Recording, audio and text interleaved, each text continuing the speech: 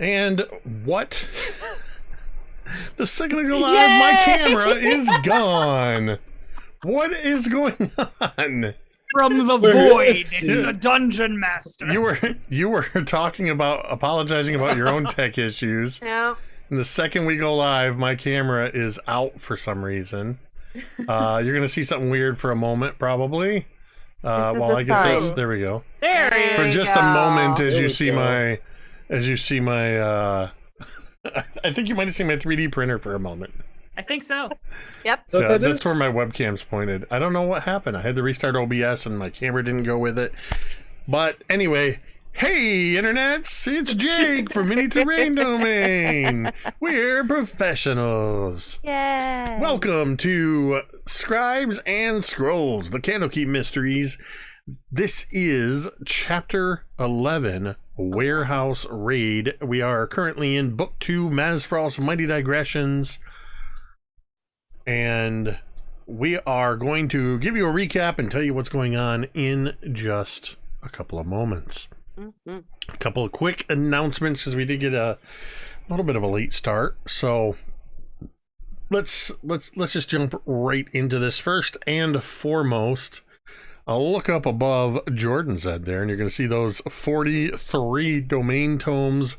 Those are our way that you, the viewer, can influence the stream simply by donating, or rather tipping $5, cheering 500 bits, subscribing, gifting subs, those kind of things will all earn the players domain tomes that they can use to gain advantage. For one tome, they can spend 3 tomes to re-roll a die roll, or they can spend 5 tomes to make me re-roll. And they only get those from you. So keep that in mind through your subscriptions, gift subs, all those wonderful things. That's how they can do that. And you can kind of help them out that way. Let's see. Look down in the lower left-hand corner and you will see our channel partners and sponsors, Talon and Claw, by typing !MTD Claw. You will see Talon and Claw's shop, where you can check out for your favorite dice accessories, dice vaults, trays, even dice, actually. I don't know if there's any sets left, but they were available for order. The Thor's Ire Gold and Lightning dice, absolutely awesome, all metal dice, $30. Check it out. When you go to checkout, use code MTDClaw and get 10% off of your order. Also check out our friend Keel at Run Right Play by typing !RWP. Keel has put together an incredible community built around collaboration. You can check out his Patreon and subscribe through that to his monthly zine. You can get both in digital and in a physical form. Absolutely awesome. Be sure to check that out. I think that's all for the main announcements. The last thing I do want to talk about that we always talk about is that you matter. Your presence here makes a difference. Whether or not you believe that, it really does. But we know that people struggle for various reasons. Mental health is extremely important, and self-care, it's something that we place a very high value on, both the preservation of your own mental health, but also just talking about it, destigmatizing conversations around it. It's okay to not be okay. I actually just remembered today that next week I have my appointment with my therapist, which I'm always happy. I look forward to that I have somebody that I can talk to about whatever I happen to be dealing with. It has been a tremendous boon as I've dealt with my own anxiety and depression over the last couple of years. So I highly encourage you to seek out help. And if you're unsure where to start, it is as simple as coming to our stream any time of day or night, whether we're streaming or not. Just come into our chat and type !help. And you will see at the end of that little paragraph, you will see a URL, findahelpline.com, all one word, findahelpline.com. And you go there, right smack dab in the middle of the screen is a little thing that you put in where you're from in the world, country, state, whatever. Hit enter, and several mental health services, phone numbers, text lines, websites, all of that will pop up. It's that simple. Whatever you might need, you click on that link and you can find whatever services you need. So please take advantage of those services. All right. I think it's time to play some Dungeons and Dragons. And before anybody says anything, yes, I know Dwight's not here this week. Don't think I won't ask about it. Right, absolutely. Ricky, constantly asking what Mizya's thinking or doing or what's on Mizya's mind. Ricky, I expect that enthusiasm when Dwight gets back. That's all I'm saying. It's on now. It'll never stop. My real question is Mizya learning the D&D version of magic, the Black Gate that Vorn taught them last time we had Dwight? So, since you don't have a name yet, or haven't given yourselves a name or been given a name, I've just been calling them the gang. It's kind of part It's Always Sunny and part Scooby-Doo, as the gang is continuing to investigate things, or just getting started rather, in their new job investigating for Candlekeep. They have been investigating the book Mazfroth's Mighty Digressions, a book that transformed into an ectoplasmic creature known as a Gingwatsum, attacked and nearly killed Mizya. Found out there were other books that did the same thing. Their investigation led them to the city of Baldur's Gate, into a portion of the city known as the Wide, a large marketplace where you can get anything and everything, including D&D donuts and cider. You can make friends, you can make enemies, but they found a place called Amberdune Books, where they confronted the owner and operators of the stall, who was willing to talk to them. They went back to their home, where Corvalia Amberdune explained that they were Jackalwares who had lost their leader, a Lamia by the name of Nadalia, and that they were trying to raise money to pay for the resurrection of their slain leader. But it was very expensive, both for the components and for the services of the high-level cleric. They had taken to using this special spell, this ritual, to duplicate expensive rare editions of books, but were mortified when they learned that such duplications had made their way into the library at Candlekeep, where it was forced to transform in order to feed on energy.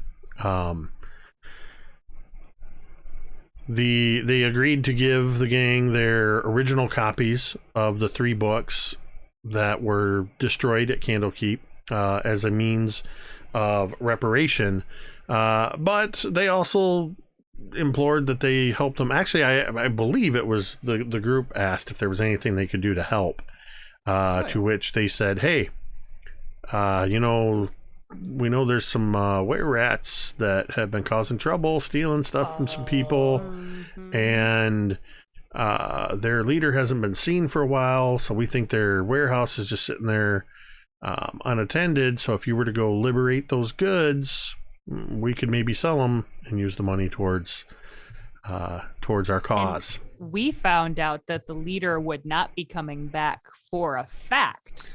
Yes, as you learned, who the leader was happened to be a were-rat by the name of Mushika, who you had encountered just a couple days before, when he and his giant rats tried to highway rob you, and wound up with a sword down his spine. So you know for a fact that Mushika will not be back. You have taken a long rest, spending... or did you take a short rest, actually, I think? You rested. Remember. We rested, yeah. It was like we were going to go at night, and it was like late afternoon, so they invited us to stay. So you were staying for dinner, and you were waiting until nightfall And that's sort of where we're at. It's evening. It's well after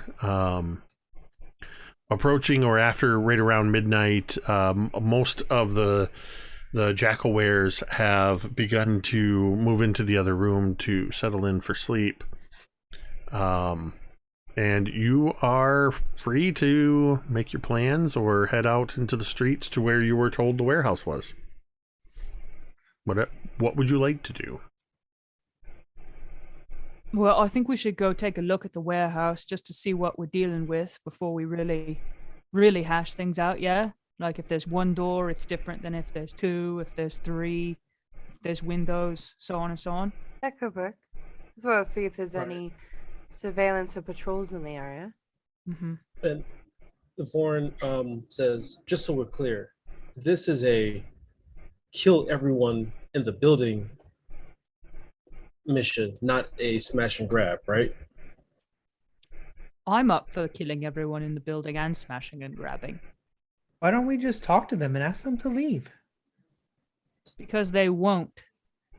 Actually, they're nasty and mean. Not a bad diversion, actually.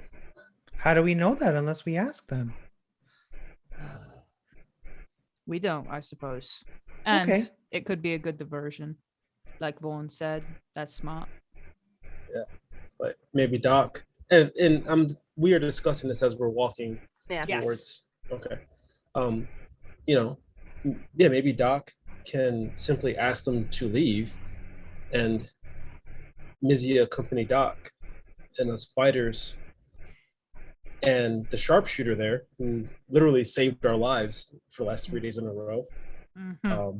Maybe we can point out guards and I don't know. Yeah. That's a good idea. I like that plan. Doc, is that all right with you? You okay going up and talking to all of them? I like talking to people. With Mizya?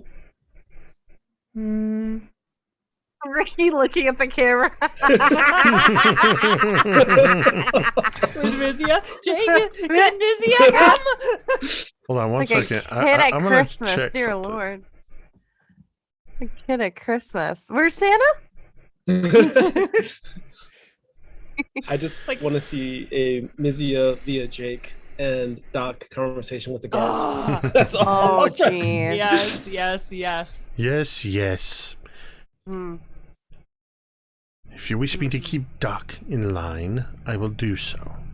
Well, But I am think just as maybe... prepared Hmm.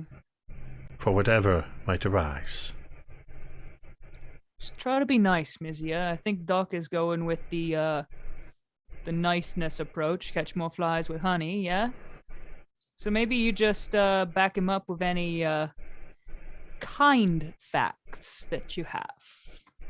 Yeah. Or just Maybe. don't talk at all. Yeah, you could do that, or perhaps treat Why- them like you would your favorite book, and with a little bit of kindness. But you get yes. You can Why do am that. I backing up Doc and Doc is not backing up me? Precisely that reason that you were asking. Well, because It's Doc, I think in this circumstance, Doc has a very hold Doc on, let has me a try. very yeah. Please do. Yeah. Mizya, People think like of it me. as yeah. Oh, God. and Doc. Okay, don't think of it as one Oh. backing up the other.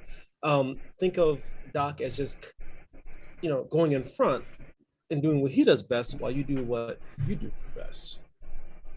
You're a team. You're like a left leg and a right leg. You There work we go. together. There we go. You can be the left leg. Sure.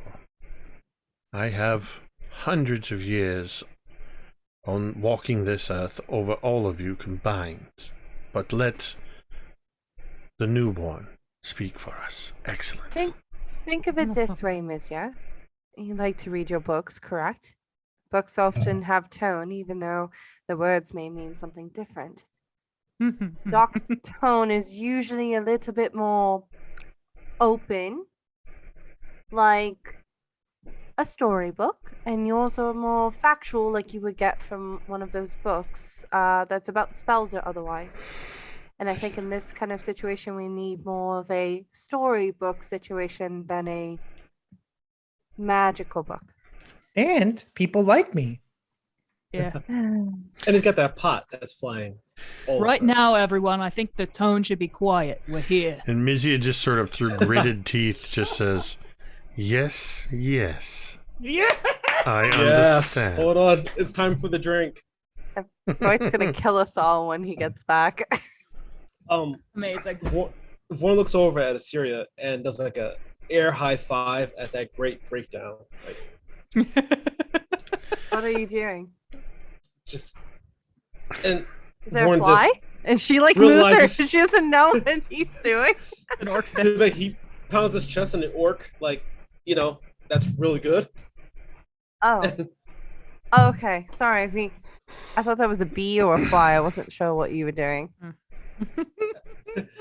It's that feeling you get when you try to do a cool handshake with someone and you don't know the direction they're going. I'm like, "Hey, Yeah. I try. Yeah. Listen, I've seen you beat the crap out of things. I don't want you coming at me. And probably Soren was just like watching and growling as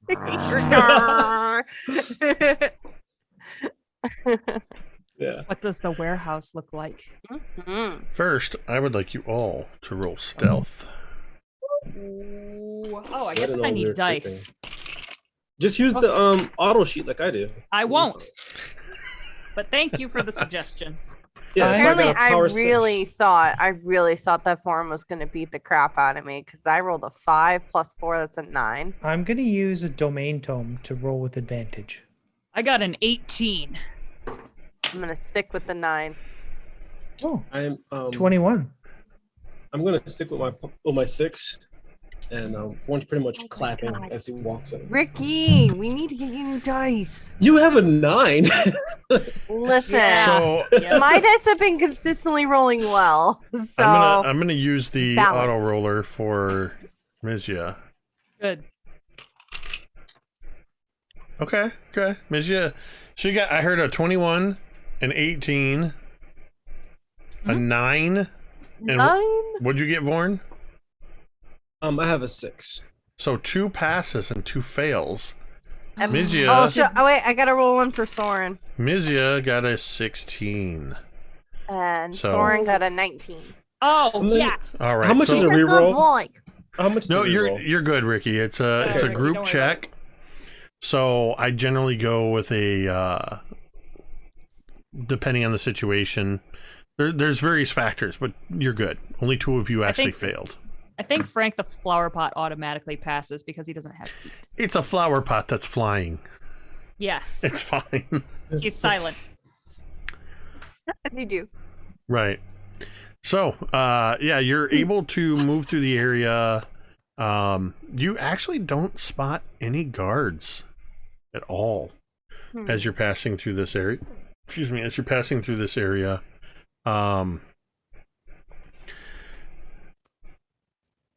You see a handful of people, very small number of people, none of them in groups, that are in the shadows, drunk or otherwise intoxicated on substances.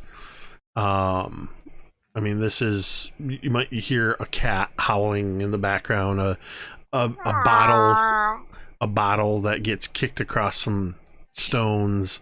You hear somewhere in the distance, you hear a muffled "Oh!"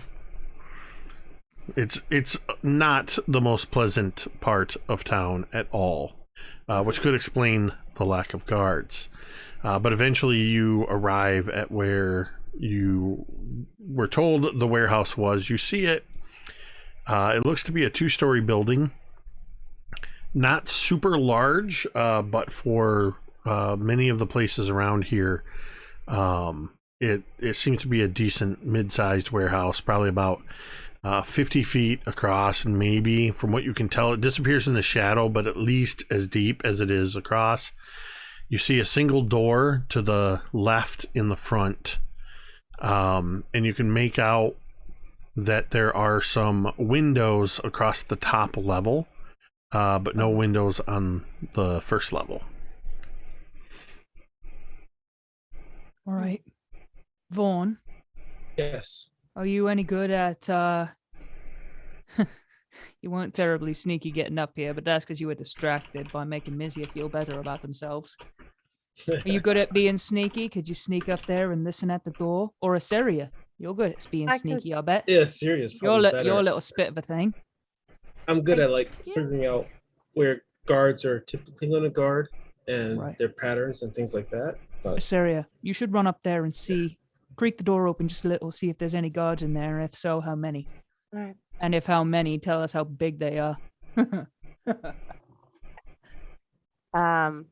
And Assyria will motion for Soren to stay where he's at. And she will stealth forward. I scritch Soren behind the ears because he seems sad when Assyria leaves. He looks devastated. All right. Assyria, make me a stealth check as you head across, darting across the thoroughfare towards the front entrance to the warehouse. All right. She's Naruto running too. Yeah, pretty much. Well, I mean, with the +6, 24. Sneaky, sneaky. I would hazard to say that most of you probably didn't even notice. Assyria said, "All right," and then next thing you know, Assyria, when are you gonna leave? Holy shit. She's over by the door already. You can just barely see her. You're in a little bit of shadow actually. The face of this building lies mostly in shadow. And you have the door right in front of you. All right. And it just looks like a regular wooden door. Yep, looks like a pretty standard exterior wooden door, a little bit of iron banding. Okay. Just cause it's a warehouse that's full of stuff, Assyria would know that most likely this place may have some traps. Can she take a moment to just check real quick? Yeah, go ahead and do an investigation on the door. Sure. That's a 15. The door does not appear to be trapped, but it is locked. All right. She'll reach into her bag and pull out what appears to be a very small barrette. Metallic in nature, and she's going to use that and try to pick the lock. All right, I'm going to have you do a sleight of hand check. All right. But I'm going to have you do it at disadvantage because you're not using you're using improvised tools. Yep, I do not have thieves' tools. I should probably pick those up the next time we're in town. Can I? No. I rolled 2 3s, believe it or not. For sleight of hand. Okay, 7. Slightly better, Okay. but still bad. So you got this barrette and you're sort of sticking it in this lock and trying to maneuver it around, and you hear ting, and you pull out half of the barrette. Shit. Which is that'll look like you through your voice. Yeah, right. I helped. Cari, you and I were so in sync with like We were. You tossed it. And I was like, shit. All right. Give me an insight check. Okay. Okay, insight. That is going to be a 17. Looking at this door, most of the buildings here are not in super condition. So everything looks like it's older make warehouses, kind of dilapidated. The wood around the door frame and the door is equally shrunken in places and bulging in other places. You think you could, if you have a dagger, you think you might be able to get it in between and might be able to force the locking mechanism that way.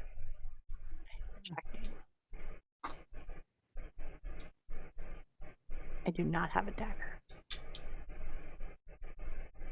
You have a sword. I do.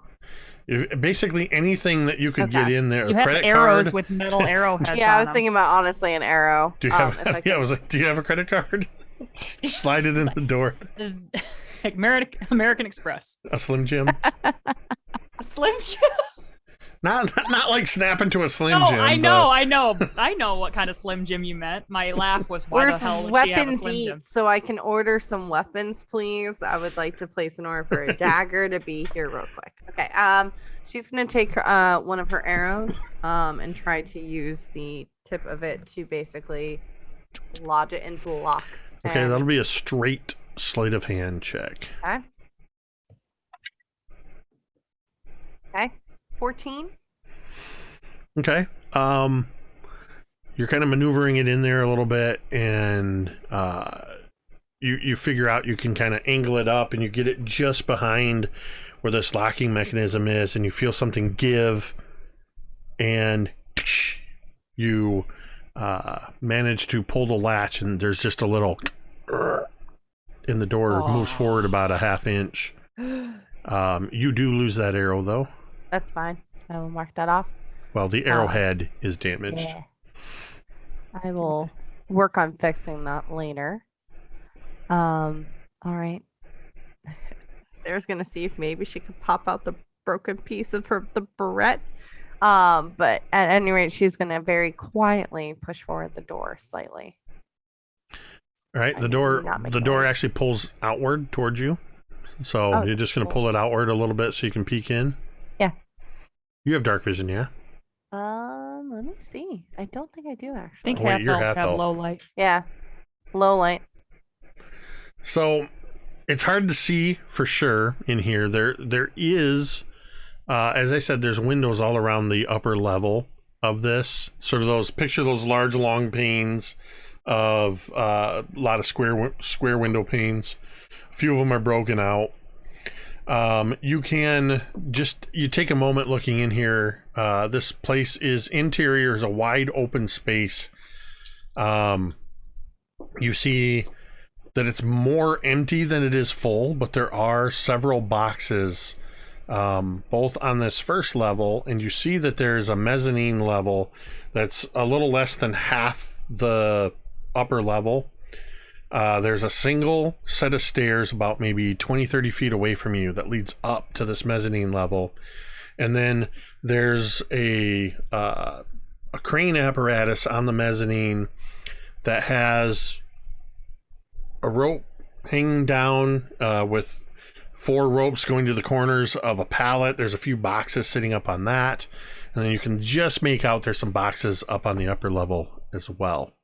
Okay. That's about all you can see in this low light. Okay.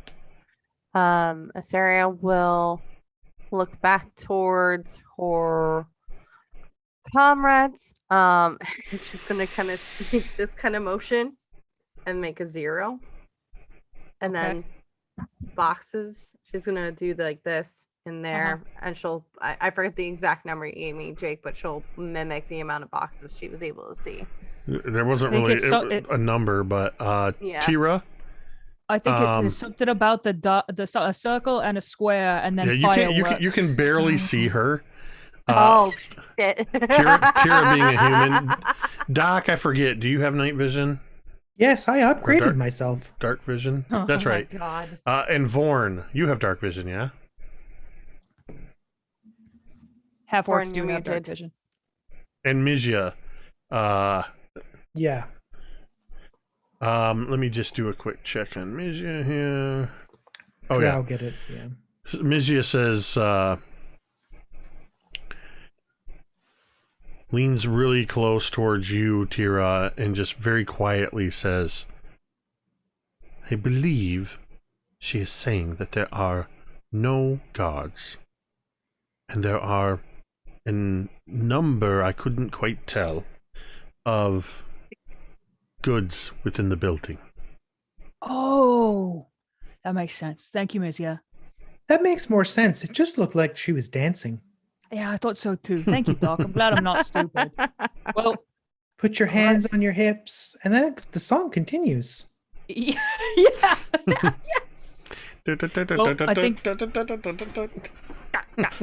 I think we're safe to go up to the warehouse. We should. And then I just kind of start I peek out sort of where we are, and then I kind As soon as Teera says we're safe to go to the warehouse, Doc will stride forward and bang on the door. Oh, jeez. Oh my god. Wait, can I stop him since I'm right there? You're Can I? standing right- yeah, seeing that you- he's- yeah, I'm gonna immediately try and stop Doc as soon as I see him trying to bang on the door. As she reaches out to stop me, Doc is going to bang on the door, and then he's going to reach out to hug Asaria. Can I do like a Dex or strength can to do- see if you I can can do- stop him first? You can do opposed. Yes. My strength is Yeah, awful, I would. but I gotta. I would say you choose depending on how you're going about it. You each choose. It's going to either be strength or dexterity. Okay. I'll say it's either going to be athletics or acrobatics. Okay. You can kind of, if you have it, just however you're moving, you're deftly trying to them. I kid you not. Natural 20. I got a Yes. She's blessed. So there's Plus there's a four. Three Stooges moment as Doc's trying to pound on the door, and you just keep blocking his hand, moving Yep. it. So Yep. as she blocks my hand, he's going to kick the door. Jesus. I should be able to stop him. If I'm You doing it are- because it was an acrobatics, I should be able to, knowing combat, be able to be like, no. Teera kind Do of another chuckles. And it's opposed. like, I mean, Oh my god, this is- Doc. Teera chuckles and it's like fucking impossible. Oh jeez. 19. Yeah, I only got 15. Oh, Teera, as have you Oh. crossed over yet? Oh yeah, I'm there by now. Yeah. Like, what the fuck are you two As doing? you get over there, Oh. Mizya's standing next to you and just looks at you, Teera. Yeah. You wanted him to be in charge. Of the talking, not the kicking in of the doors so much. Doc, don't The, kick the version is door. working perfectly. So It's what? We said we wanted to talk to them. Now they'll know we're here. Okay, Yeah. but okay, manners is first off, you don't kick or pound on doors. Okay. Yeah. If you don't knock on the door, how do they know you're here? There's no one even in there right now. We were gonna do that, Doc, if there were people outside. But there's nobody outside. So we're gonna be sneaky now. Change of Also- plans. Ow. And you see Asteria like rubbing her shin where she was trying to stop Doc from kicking the door. Ow.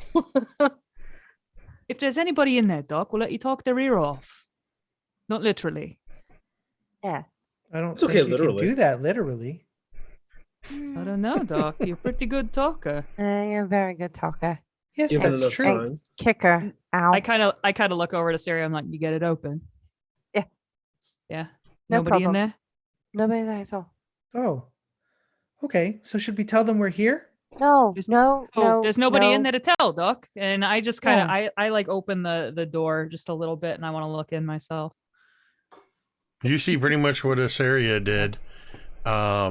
With it being it's pretty much dim light in here. So yeah, you can't really make out fine details. The back half of this place is mostly in shadow, especially under the mezzanine. hmm So I kind of start just to walk in. I'm like, well, Okay. better get to moving these crates then. Yep. I don't think the Rat King's gonna come back, eh? Thanks. And then I just start walking into the warehouse and kind of looking for what crates we're gonna take. So on this first level, you see that there are not a whole lot of crates. You can actually see that there's more empty crates than there are crates with lids on them. A few barrels. Some of them are in the middle section. Looks like they're on skids, and they look like they were either being in the process of being put up into the mezzanine or being taken down from the mezzanine. So one way or the other, because you can see that there is a skid with some stuff on it on the crane. They were either moving stuff up or down. You can't tell. There's just some stuff sitting right there, sort of in a grouping, where it looks like the crane would either have just picked something up or just put something down. Got it. I'm investigating. I want to see, are these crates like closed? Are they open? Can we see? They're all the what's ones in on the them? skids. There's crates and barrels, and different size crates. Everything appears to be closed. I start prying open crates with my sword. Okay, so you head up over there towards the crates in the middle of the room. Where's everybody else doing? Sarah's gonna kind of wander up to that mezzanine level you mentioned. Yeah. She's just making sure that the area is secure, so she's kind of running perimeter check. So you're going to go up the stairs then to the mezzanine level? Okay. Yep, because splitting the party is a great idea. Yeah. You're technically all in the same space. You almost can't, with the exception of once you go up on the mezzanine and go back a little bit, you almost can't lose line of sight with everybody. Or if somebody goes underneath. So you head up to the top of the stairs. There's a little bit as Assyria is moving up the stairs, you hear this sort of the wooden stairs creaking underfoot.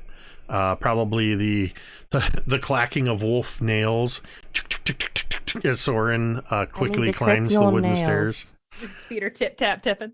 Assyria, you get up there and you can see that there's probably twice as many crates and barrels up here on the mezzanine level as down below.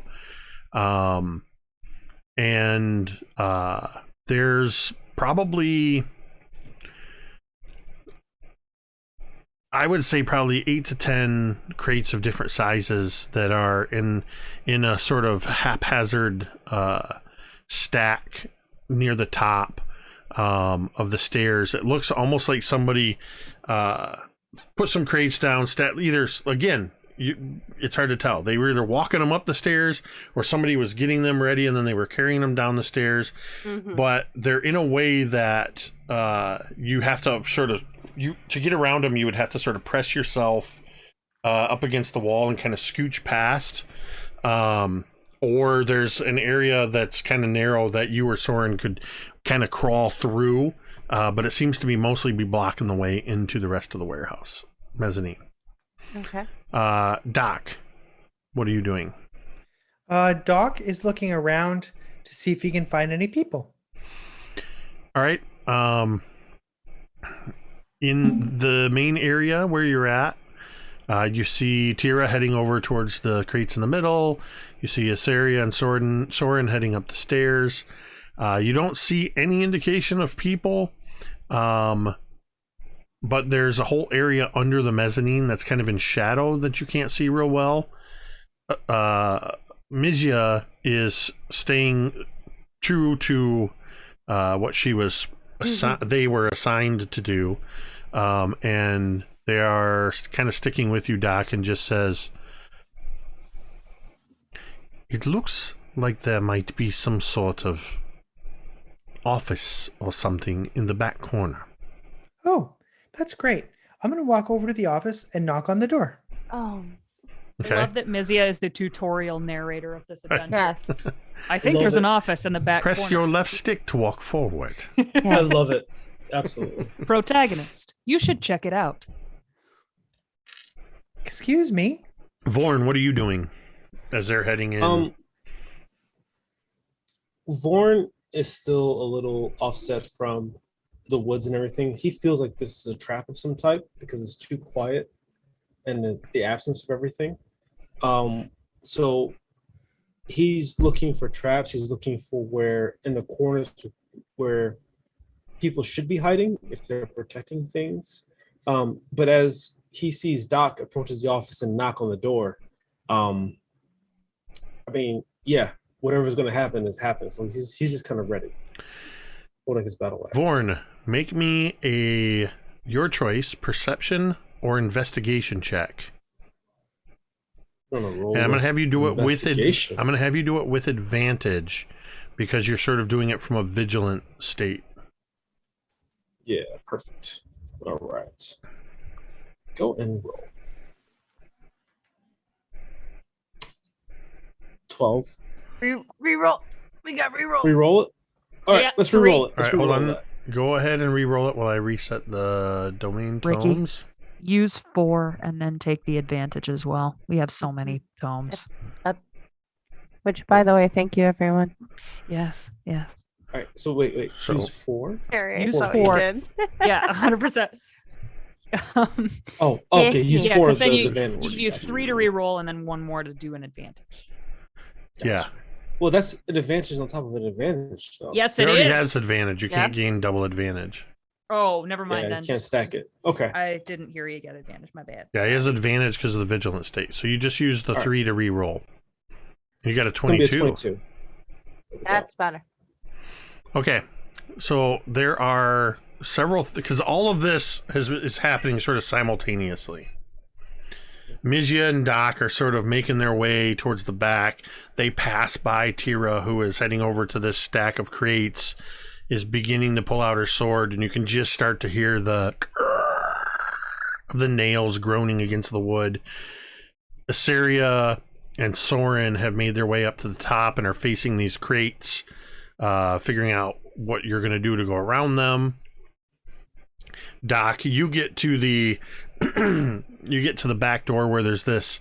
It looks like an office like you would see in a warehouse. That's just a couple of walls were put up in the corner. Somebody wanted to be isolated away. There is a door there, and you get up to it. And just as you knock, Vorn, that's when you see movement up in the mezzanine by the crane, and you see somebody pull a lever, and directly above Teera, the entire skid with all of the stuff in it is broken loose and is falling towards Teera. At the same time, Assyria, you hear a groan as somebody slams into the stack of crates that were deliberately haphazardly stacked at the top of the stairs. So I'm gonna have. This is a Home Alone situation. We're gonna roll for initiative. Oh, jeez. And I'm going to have. Yeah, we're gonna roll for initiative. And there's a couple other Can I things. shout out? Yes. To Can I- Assyria? Yeah. Let's shout So out to you're going Assyria. to basically give Assyria, and because you noticed it and you had a moment to shout out a warning, you're giving Assyria and Soren and Teera advantage on their saving throws to avoid these. And this is happening regardless of the initiative order. This is going to happen first. Yep. Okay. Figured. All right, so Assyria, what you got? Thorn got, this is which save? No, not the saving throws. Your initiative roll. Oh, Saving throws are 24. 24. Yep. Okay. I rolled nat 20. Somebody roll a d20 and add 3 for Mizya. I got it. 15. There you go. 15. Teera. Dirty 20. All right. Doc. 6. No, 8. Sorry, 8. Vorn. 16. Not bad, team. All right. I need to roll for some Let's go with things. the body. That's going to be a dex save to dodge. Yeah, hold on one second. Nice. So that's going to be... Get a... And...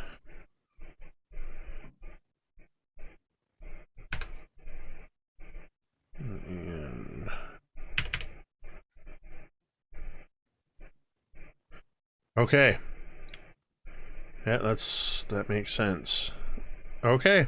So the very first thing I need is as Vorn shouts out a warning, you hear the sound of something breaking loose above you, Teera. And basically you see the ropes and just that whole thing start to kind of fall apart as it's free falling. I need you to make a dexterity saving throw at advantage. Oh, nice. I was just gonna say I already get advantage because I think it's because I'm a barbarian and I can see it and I'm not deafened. Already really good. Oh, my second one was a nat 1, but because of the advantage, it's a 19. Okay. So you, 16, 21. You're going to take 11 points of bludgeoning damage Nice. as you just get out of the way, but you get slammed in the shoulder by a barrel that explodes against the ground, sending rice everywhere. I don't know why rice is in a barrel, but it is here. What else would it be in? A bag. Oh. It could be in a barrel. I could see it in a barrel. Well, it is here. Well, now it's all There's over no the floor. bags in a warehouse. There's rice it's everywhere. cannon, I mean barrel. Asaria, I need you and Soren to make your deck saves at advantage.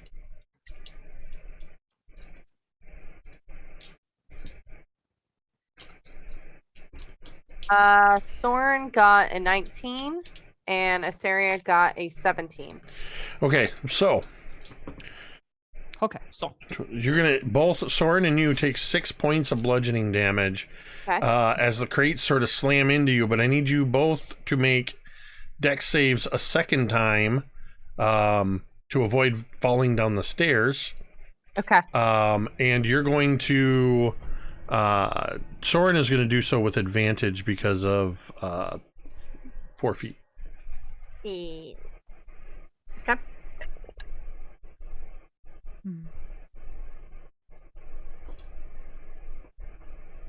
Soren got 21. Perfect. Asaria got a 4. A what? A 4. or So Soren Yeah. manages to sort of kind of lay flat and gets hit by some of the falling crates that break apart. These were mostly empty. But you sort of trip over the debris and you end up taking a tumble down the stairs. You're going to take another 3 points of bludgeoning damage, and you are prone at the bottom of the stair. I'm actually going to say you're halfway down the stairs. Okay. You Yeah, I didn't go all the imagine way down. You're sort of Asaria- sprawled. You kind of grab hold of this wooden Starfish. railing. Starfish. starfish. And now we are in combat order. Asaria, it's you and Soren up first. Oh, she pissed, Cool. y'all. And you can see pissed. Sweet. the human man standing at the top of the stairs that just shoved the crates on top of you. All right. She's gonna quickly stand up and close her eyes. And her eyes flash open with a bright green as she casts Hunter's Mark.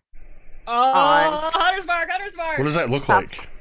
So literally, she closes her eyes for a moment as she's just kind of trying to get her bearings, zoning in on this person, not just by sight, by sound, by smell, listening to everything. And all of a sudden, this green energy kind of pulses out from her, going towards him. It almost looks like around him there are these little leaves that are kind of dancing in the wind as he is marked. She is going to then quickly. He's about how far away? With you halfway down the stairs, he's probably about 15 feet away. Okay.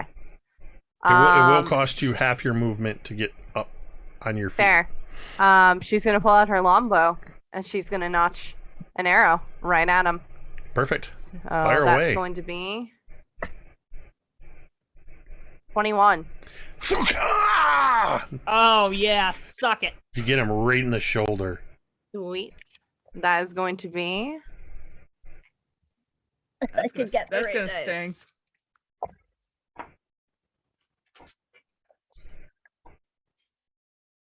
$14 points of damage. As Oh, she's just basically whoa. connecting right where the armor might be a little bit gone from a shoulder. Maybe that's a shoulder blade area. For some reason, it's not updating online. Teera Yo. and Saria. What was with the initial hit points that you lost from the damage you took? Mhm. Was it equal to or greater than half of your hit points? Less than. Less than. I need to know at any time brutal- if for because we're using brutal wounds. I need you to let me know if not of your total, but of your current. If you take an amount of damage equal to or greater than half of your current hit points, then we will be rolling a little extra Brutal wounds? something. Okay. Well, it Wow. won't be brutal wounds; those are for crits. Oh, okay. But it will. There are a couple other things that come in there, like being punch drunk and things like that. Fun. So That's a cool touch, man. And then Soren can move on my turn too. yep, it's it's Soren, and Soren is pretty much now that the boxes have sort of tumbled and broken apart. Soren is 5 feet away. All right. She's gonna say Soren, and she's gonna hold out with her hand that's free from the loose arrow and say Bacon, and tell him to attack attack the person. That is going to be, hang on, I'm pulling up his stats. I apologize. So he's gonna move forward and make a bite attack. That's going to be a 16 to hit. That will hit. Okay. This vicious wolf suddenly leaps through the debris and just latches on to his arm. 8.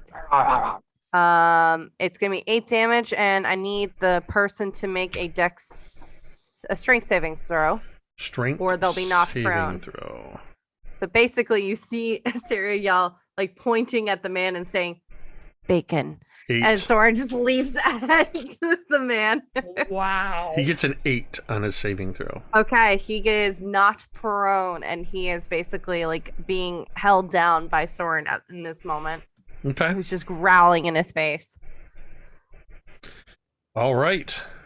Teera, That you is are- so badass. you are prone. Just got slammed into by this debris that fell from the... And laying down on the floor, looking up, you can see the leather-clad thug up above at the crane.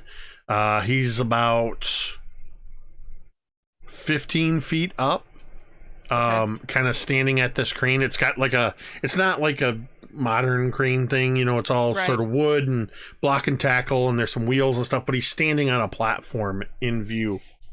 Okay. All right.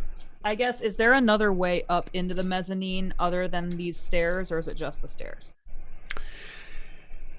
There's the stairs.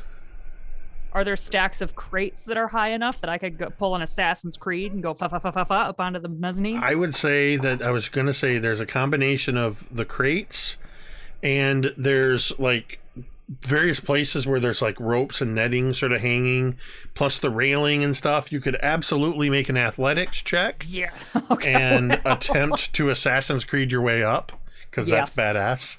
I'm neck deep in Assassin's I'm Creed here right for now, that. guys. I've sunk like 110 hours into Valhalla. Hey, can I have a tome, please, to roll this with advantage, because I feel like this is Absolutely. gonna be cool. Thank you. Okay. Jeez, no. God. It's not terrible. It's a 12. It's just not very great, Okay. and that was with advantage. Okay, you just hit the DC. Oh, So it's not super graceful as you had hoped. Teera's not and you do that thing where you sort of, as you spring off of the crates and you leap up to grab hold of one of these ropes and pull yourself up, the shoulder that you just got hit with a barrel of rice in sort of breaks loose, and you hang for Yeah. by one arm for a second. oh my God, and I look ripped and badass. Sure. Yep. Yep. Ricky, you're muted if you're talking.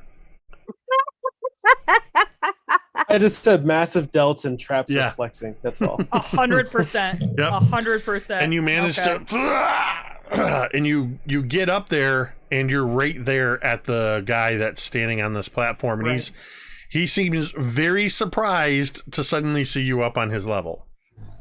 And so I think, is that just my move? Can I still attack, or am I done? That's all your That was movement. pretty That was just fancy. movement.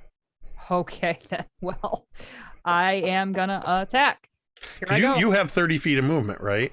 Correct, but some games I play in, like if you're doing fancy stuff like climbing, they'll count it I as, mean, like, technically, it's like half your movement and half, but 2. Okay, I'm allowing rule of cool here. Rule of cool, Because you're going thank you. straight up. okay, I love solid. real cool rules. Same. You're so cool, Jake. All right, that is a 22 to hit this bastard. There we go. Yeah, he's Go. just looking at you, just completely surprised. You get up and you're swinging your sword at him. Yeah, sure I am. Oh my God. How'd you do? Almost max damage. That is, Let's let's talk see, about it. 11 plus 3 is 14 points of damage. There you go. Crushing it. You slash across him, and you see the leather and part of his tunic underneath tear, and you see it begin to well up with blood. Nice. Hell yeah. All And I'm right, done. Vorn, you are up next. Wow, there's a lot going on. Everyone is crushing it. So Vorn is looking around for the most apt target right now. He sees the trap has been sprung, boxes are falling, people are doing amazing acrobatic things, muscles are flexing.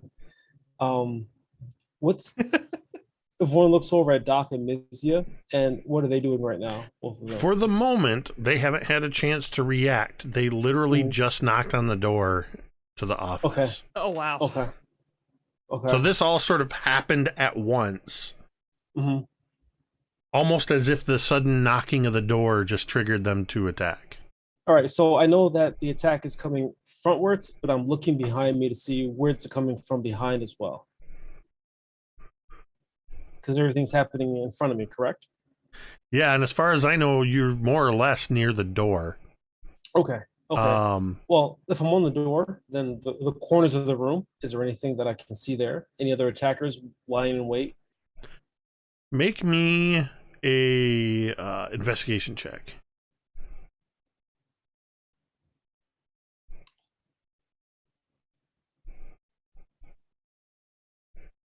Nine.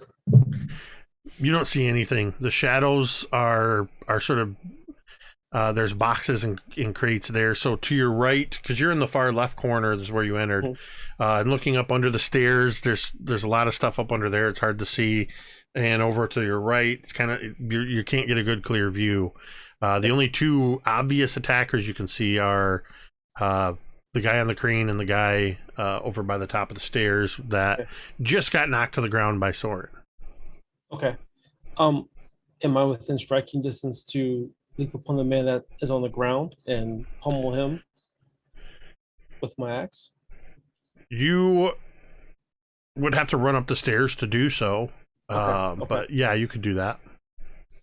Vorn is seeing everything that's going around, and he sees Doc as he's knocking on the door, and he goes on the. If Doc is facing the door front on, Vorn is going to be against the wall, readying his axe for whoever opens up that door. Oh, so instead you're going to go back that way. Yeah. Yep. So with your movement, you would be able to make it halfway to them. This warehouse appears to be about 60 feet deep, unless you take a dash. But if you want to hold an action, you'd only be able to move about half that distance to get in that position. Let's move half the distance. Okay, but that does put you in shadow. That's fine, unless ready. Okay. Prepare. All right, done. And Vorn's going to pull the. Man, he's still learning the flails. In a split moment, he decides to pull the axe instead of the book flail. So, yeah. Okay. As all around you, Doc, as you knock on the door, you hear behind you all hell break loose, and sort of up above you hear boxes crashing, and you hear people crying out.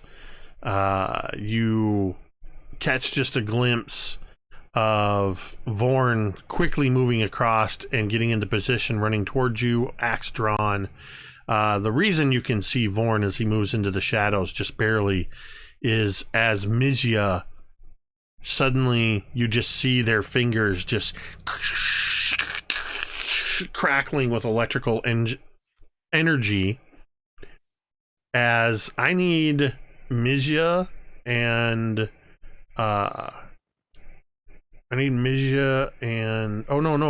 sorry. I think Mizya is just going to ready the action. They appear to have readied this some sort of spell with electrical energy, as nothing has come out of the door yet. So that's Mizya's round, is to ready Witch Bolt. The guy that's on the ground, is he grappled by Soren? Is that what's going on? Or was he just knocked prone? He was knocked prone, but I was imagining that maybe Soren had like pushed him down and was like lingering near. So like, his as he head. gets knocked down, he's doing that thing where he's just sort of reaching back along the ground, looking for something, and his hand clasps on it as a mace is suddenly brought up into the side of Soren's head, or he's going to attempt to hit Soren. That is a natural 20. Okay.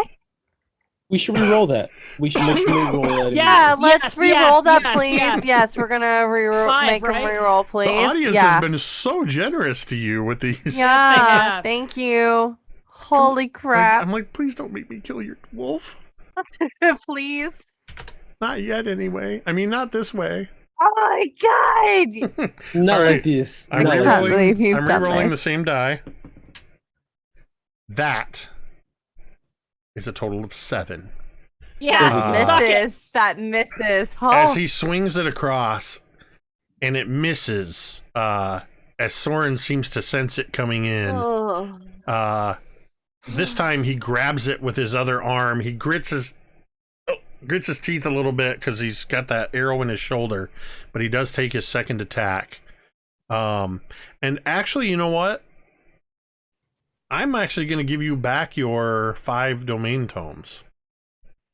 Why? Why? Do you have Because that he's power? prone. Oh, he should have got. He should have rolled at disadvantage, so I'm not going to take Yeah. your tomes Makes away sense. from you. That was my mistake. You're So, very fair. I have 2 dice. I'm rolling at disadvantage again. Oh. As he goes to bring it the second time, so this is how this is going to play out. Mhm. He takes that first swing and he misses, and what happens is this mace sort of catches in the floorboards, clink, and he goes to pull it, but his hand's slick with blood, and his hand just slides off it, and his arm pulls right in front of Soren's face. He got a natural 1. Soren gets an opportunity attack. Ah. Gonna bite You him just right in see the forearm. Soren lick his chomps. Bacon. Ooh, time. man. Bacon time. That's bacon. That's a nat 20. Oh, All right. Oh, I this love guy's this. losing an arm. So automatic max damage, then you roll damage dice on top of that. Okay, that's going to be 2d4 plus 2, so that's 10 total. Okay, and then one more on top. No need to roll. Okay, he's Uh, down. As his arm moves past and Soren goes to take that opportunity attack, the thug moved his arm even faster than Soren. Unfortunately, Soren's jaws clamped down on the man's throat. Let's talk. And you just watch as he just and the man just and the blood just starts to drip down through the floorboards as this particular thug is dead. Sweet. All right. All right, Teera, Reaction. you are battling another thug who also has a mace, and he is going to take a swing at you with that. That is going to be a 21 to hit. Ooh, yep. Should we roll that? Burn it all down. No, I'm fine. You're fine? Yeah, I'm fine. Okay. So So you're you going are to strong. take... You're going to take 6 points of bludgeoning damage Ow. as he brings that mace. As you just slice, you sort of opened up, and he hits you right in that shoulder that you got hit with the barrel. And he quickly, so as he hits you, when it connects, he just pushes it up, and he tries to clock you in the side of the face. I don't know why I rolled with advantage. That is a natural 20. With the exact same die that rolled a nat 20 on Soren. Okay. This Okay. dice chose violence today. So Yeah, have okay. You have to make him re-roll that. You can't take No, max. it's fine. We need to go home and nap that's after this, but that's Yeah, going to we be... oh, How many hit points do you have right now? why do you need to know that? Oh, Just tell me no. what it is. I will trust you to tell me if you take half or Yes, more. I will. 8 plus... That's 12 points of damage. I'm unconscious. Okay, Um, so I do need to... Oh, Jesus. Because that was a crit, that means you're also subjected to brutal wounds. Yeah. Oh boy. Fudge. These guys are dirty. Yeah. These are not strong people. It's just a bloody day. It's Yeah. a bloody day. And I specifically said that he was hitting you in the head. Yeah. Yeah. So there's a thing that I like to do. My players absolutely hate it when I do this. I love it. Uh, Whatever So you do, I I'm gonna love do it to You're you. going to roll a d20 to determine what your brutal wound is. Oh, I really hate it. I really hate it. Yep. 17. Also, just so you know, the higher the number you roll, the worse it is. That's bullshit. Um, I don't believe you for a second. So, Boop. okay. With an this is perfect because this is kind of how I described this already. With an upward swing, his catches you under the chin, causing you to bite down onto your own tongue. You bite off a piece of your tongue. Ah. The agony is absolutely blinding, and blood begins to pour from your mouth. Oh my god. Because this also there's a couple other things that are happening here. The effect that would happen from this is we'll wait and see what happens with your unconsciousness, because you had just climbed up on top of this crane. You are going to fall onto the floor, Oh no. Oh my god. and you are going to take one failed death save. Because you will take damage, you're falling 15 feet. Yeah, right. Oh So my- behind you, Vorn, you hear a crash as you see Teera fall to the ground, breaking apart a crate, and Tira's not moving. Teera, so you are unconscious. You have one failed death save. Yeah, and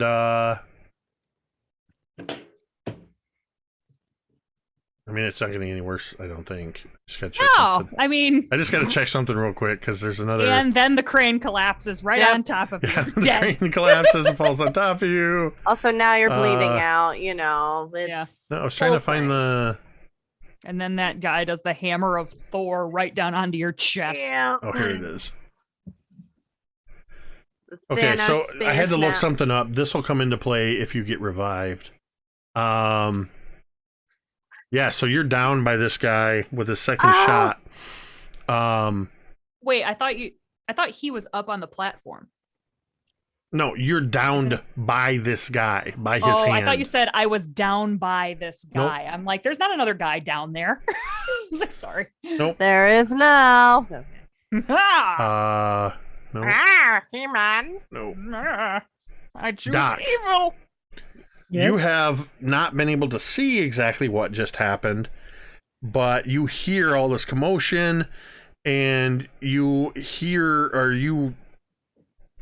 something heavily fall about 30 feet behind you in the main warehouse. You've just knocked on the door.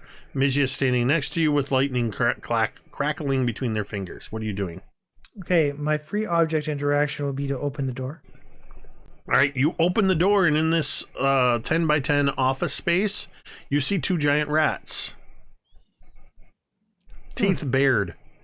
Oh, jeez. Shut the door, shut the door, shut the door, shut the door. Make me a quick perception check as well. I don't have your passive up. I'm great at this. 13. You also see that behind them there is a trap door in the floor that is opened, and you can see a ladder that's leading downward.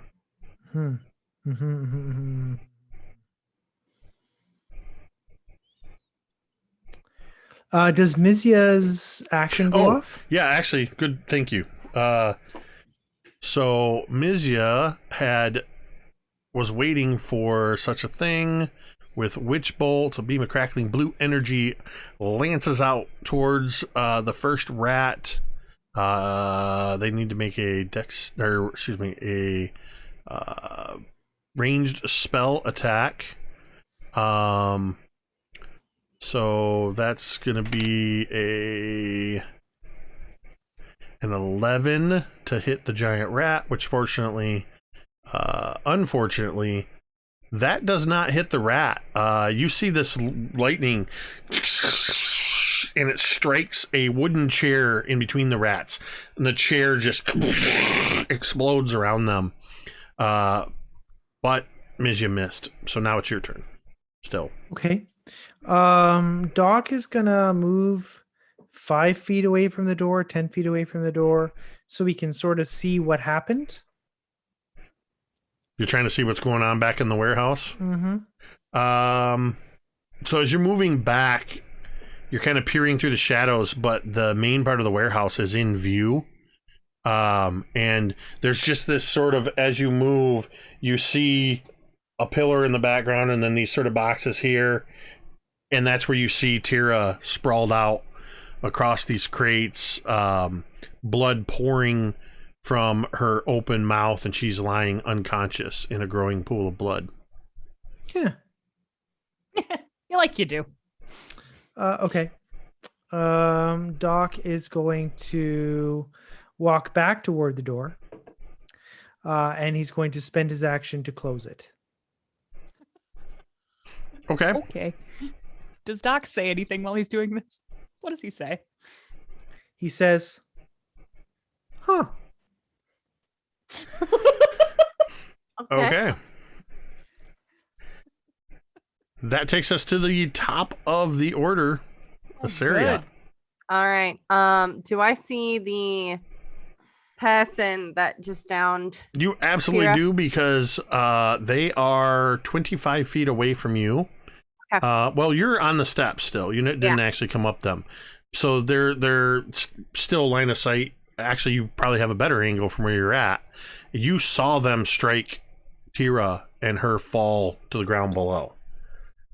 Okay. And so he's sort of just standing there with his mace in hand, just kind of with a smug look of like this smirk on his face, pleased with what he's done. She is going to look very angry over at him.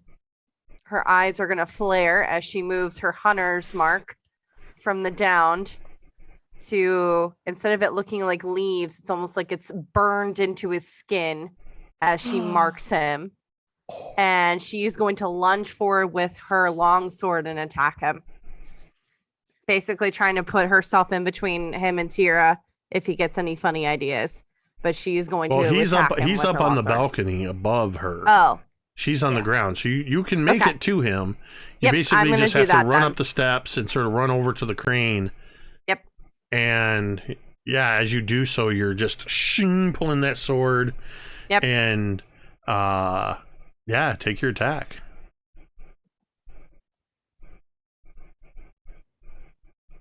$19. Yep, that hits him. Okay. Yeah, she is like mixture of yelling as she's hitting him with this long sword. That's going to be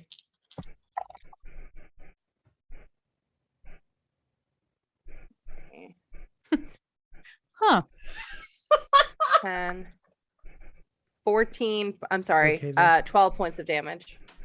Just hit me again. 12 points of damage. Yeah. Okay,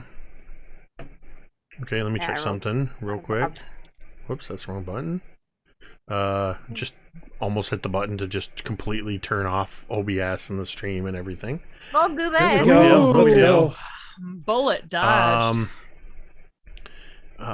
Somebody roll me. No, I think I should roll that actually. D10.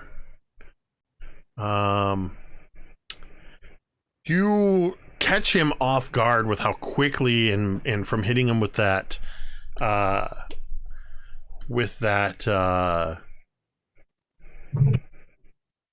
hunter's mark. And he is stunned by it. So he currently has the stunned condition. Love it. I don't think so. And she'll just kind of ready her sword for when he's eventually going to try and make a move. All right, and it's Soren's turn. Yep. So Saria will whistle after saying that, and he will come lunging over and attack him as well. And I believe that's at advantage. Attack rolls have advantage against him. Okay. That's going to be a 16. That will hit. Okay. And that's going to be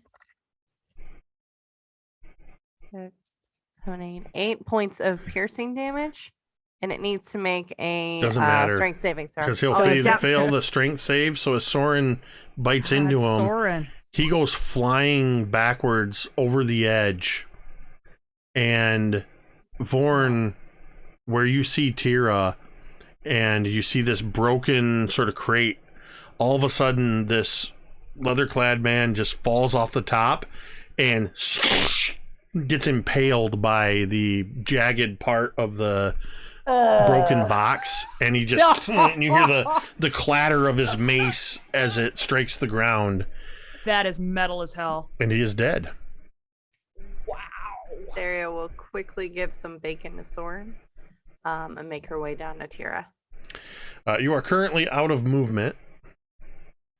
You are not out of combat yet. Okay, I wasn't sure, but when she can, that's what she's gonna be doing. Okay. All rats. Yeah, there's rats, but she doesn't know it. Teera, I need a death saving throw. Can I use a tome to do this with advantage, please? Any die roll can be affected by tomes if you have them. I would like that, please. Yes, please. Now, I will tell you this, because you have been knocked unconscious before and had to make death saves. Oh, yeah. Oh, wait, no. Was that it? I have to think a moment. No, never mind. You're fine. You're fine. Okay. Sorry. I was thinking of a different rule where if you've actually died and been resurrected, your DC goes up. I thought that was it. Yeah. No, your DC is the same. All right. And what do I need to get again? You need to get a 10 or higher. Okay. Oh. And not get a 1. I'm glad you said that after I rolled, because I got a 17. All right, that is 1 death saving throw success. Yay. Very nice. And that is your turn. So you are 1 and 1. Yep. Vorn.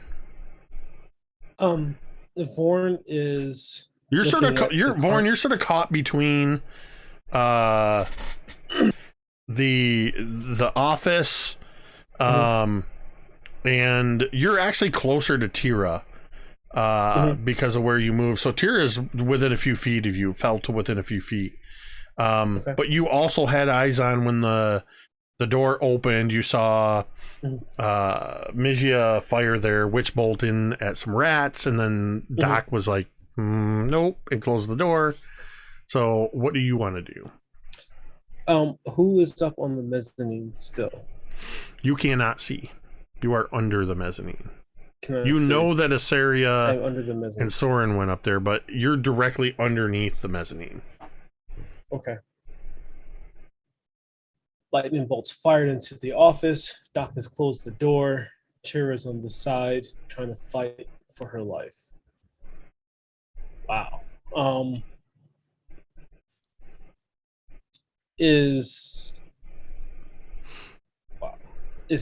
And Teera is not in any other danger, correct? She's dying. She's dying. I have no first aid. I'm a fighter. I can't punch her back to life. I can't abyss her back. What? That's fine. Yeah. Jeez.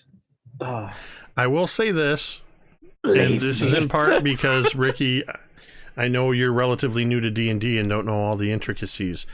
Anyone can attempt a medicine check to stabilize a player, a character. Then that's what It's sort of like you're just going to attempt very basic. You're going to try Ed Harris in the Abyss. Wake up! Abyss. Yeah, you're going to try something.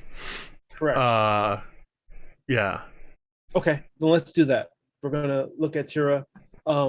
We see that Teera's unconscious, and has Teera been smashed on the head? Oh yeah, blood is pouring from her jaw. You can definitely tell. All right. Immediately, Vorn grabs whatever cloth he has and tries to put pressure on where the blood is coming out to stabilize her in the best way he can. With this battlefield medicine. Let's see. So I got a medicine check, right? Yes. Okay, and I'm gonna throw an advantage on this. Hey, Ricky. Do it. Thank you again, Mini Terrain Domain community, for the tomes of the Scribes and Scrolls, the Candlekeep mysteries. And Vorn rolls a 19 on that one. Okay. Yeah, so you're able to immediately assess where Teera is bleeding from, and you staunch the bleeding. You're basically jamming cloth into her mouth. But that seems to do the trick. Teera is now stabilized but unconscious. Teera, roll me a d4. And real quick, Vorn is able to do this because he's been in a lot of battlefield situations and people typically get hit in the face and the head. So he's able to figure out where. I got a 3. All right. You are unconscious for 3 hours. Unless there's some sort of other intervention. Okay. You are at 0 hit points. Oh. But I was at -1, but I'm 0 now. There's no negatives. Oh, okay. I'm just clarifying. You are stabilized. You're no longer dying, but you are unconscious. Correct. If nobody did anything and just left you lying there for 3 hours, you would wake up at 1 hit point. After 3 hours. After 3 hours. Real quick. So unless there's any other form of intervention, you are currently unconscious. Okay. But not dying. Did her sword drop near her at all? Absolutely. Good question. Right. Yeah. Vorn puts it back in her hand. Ooh. And readies his axe to look for the next danger. Take a point of inspiration. That's what you call flavor right there, baby. Ricky. That's warrior shit right there. That's badass. So honorable. Good job. Okay. I did it. So Vorn has used his action to stabilize the dying Teera. Mizya is going to look at you, Doc, and you just sort of hear this sort of as they shake their head when you close the door, and is instead going to, well, since Dwight specifically said this in our Discord thread, is going to reach out, open the door, and toll the dead on the first rat. So that rat needs to make a wisdom saving throw. These rats are super wise, you know. The rat did get a... Wow. The rat got a... I got a... where is it? The rat got a 15. It passed its wisdom save. You want to re-roll that, folks? No. Okay. Nah. So Mizya opens the door, and you just hear that sort of dong. Oh, boy. And nothing happens to the rat, and Mizya just looks over at you, Doc, and with their other hand just goes and closes the door again.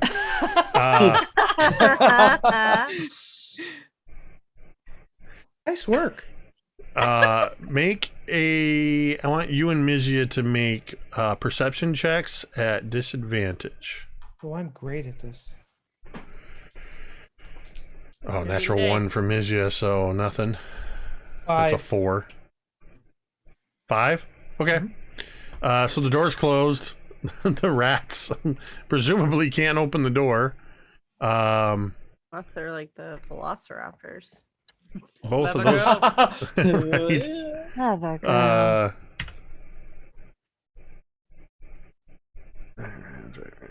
Doc, it's your turn. So Doc is going to walk 10 feet back that way. And he's going to look down at Teera for a second. He's going to look up at Frank. And he's going to, as he reaches into his pack, grab some moss, chews it, grabs some black powder, mixes it all together, throws it up in the air, and then Frank flies toward Teera and is going to tip over and drop some dirt on her face. And she recovers I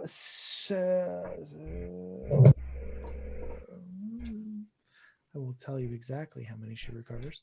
7, 12, 12. And Doc is going to look down at her and say, Teera, you have something on your face. Teera, you wake up. You're first off, there's a bloody rag shoved in your mouth. Your jaw and your mouth hurt like all get out. There's dirt all over your face, and that's sort of what woke you up. And your tongue hurts so bad, but thankfully to the magical healing, it's there. It's about, we're going to say it's about 1/4 of an inch shorter, and you might not be able to taste certain things as well. Oh no. And So you might notice a little bit of difficulty talking for a little while. But you are also, this is where the second part of that brutal wound comes in. You, let me find it again. Thought it was done. This is like a triple layer cake of bullshit. You basically got just the flavor of the brutal wound. You didn't get the actual damage. You are punch drunk until this encounter ends. Fortunately, between Vorn's medicine and Doc's magical healing, you are no longer bleeding, or else your tongue wound would have continued to bleed. So that part you don't have. So you're punch drunk, which means you're going to have disadvantage for the rest of this encounter on any attacks or saving throws. Okay. But Teera has a sword in her hand, right? She does, and she kind of like slowly, as she's coming to, like she kind of looks at Doc and just kind of like wipes whatever's off her face. Is like, how did I get down here? Why is my mouth hurt? I didn't lose my sword though, and I just kind of am standing up. I'm like, where are they? Are there any more of them left? Doc, where are they? They're mostly gone. And then I just kind of Mizya says, listening. There are 2 rats in the office in the back. Very large rats. And there is a trap door leading down. You don't seem terribly panicked about any of this. Are you panicked? Why are we not more nervous? Rats don't open doors, silly. They're locked in a room? I mean, Doc is going to look at it. He's going to look at the door handle. Doc. Yes. Does a 13 hit you? No. As you say that and you look back, the door to the office is slightly open, And there is no longer, I mean, you do see behind this figure the other giant rat, but you see, much like you saw in the woods, a humanoid rat hybrid as a rat man has the door opened and takes a shot at you with their crossbow, with their hand crossbow. The crossbow bolt just goes swing, flying past. You all see this. And then it immediately slams the door shut. And you hear a scrambling, and then you hear a sound, as if somebody slammed a trapdoor shut. Wow. I heard a sound. It was almost like someone slammed a trap door.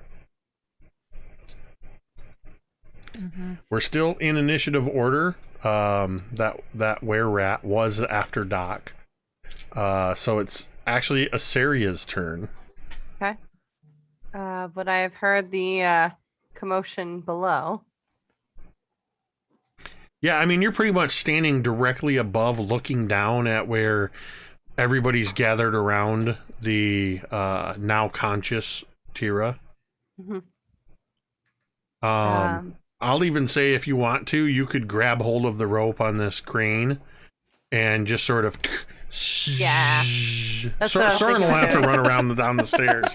Yeah, kind of do some Legolas stuff, you know, Sick. Pirates of the Caribbean with the rope. Yeah. Amazing. Yeah, but Both she's Orlando gonna whistle for Soren to take the stairs. Yep. And to be ready kind of by Tira's side. So I'll say we're going to hold the initiative order. Yep. But for the moment, the combat, nothing seems to be happening. So you kind of can all work together and figure out. Okay. And then we're going to pick up with Asaria if you end up in a situation where you're back into initiative. We're going to hold this initiative order. Okay. Okay. So you're kind of now, what do you want to do, I guess? All right.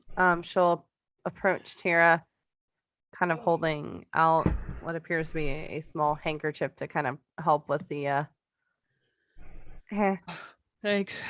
What do we want to do? She's kind of looking back off in the direction of where they heard the sound coming from. Do we want to take on the rats, or do we want to just grab what we can and leave for now? Vorn says, I want to smoke them out. Oh. But Vaughn, we're still in here. If we light the warehouse on fire, then we'll die too. No, just that room. I don't know And if we can also, contain it can to you- just that room. That's what I was gonna ask. Can you And- burn just that room? And if they're rats, they more than likely have another way to get out of here. That's a I good say we point. just grab what we can and we go for now. But not they're gonna be- still gonna be here when we get back. Either that, or they're say going to we- have to move on. They're not going to be able to necessarily operate out of this. But I'm- whatever we do, we Anybody need to make me decide an- quickly. Anybody? No, I'm not going to say anybody. I'm going to say Asaria and Teera. Okay. I want you to make me insight checks at advantage. Holy shit. 17. 9. Teera, you recognize in particular the thug you were face to face with Uh-huh. as one of the two thugs that were tailing you earlier, and Oh. that the werejackals had sort of told, hey, get out of here. And knowing that there's at least one were-rat and a giant rat and who knows how many more, you have a good sense that if you were to just take what you could and leave, they've seen you with the Amber Dunes, and it could have repercussions on them. We shouldn't leave and come back. Finish it. That son of a bitch is one of those that was following us earlier. I told them they should have just killed him, but they let them go. Now they're here and they almost killed us. We should kill him. All right. Let's finish them. Let's do it.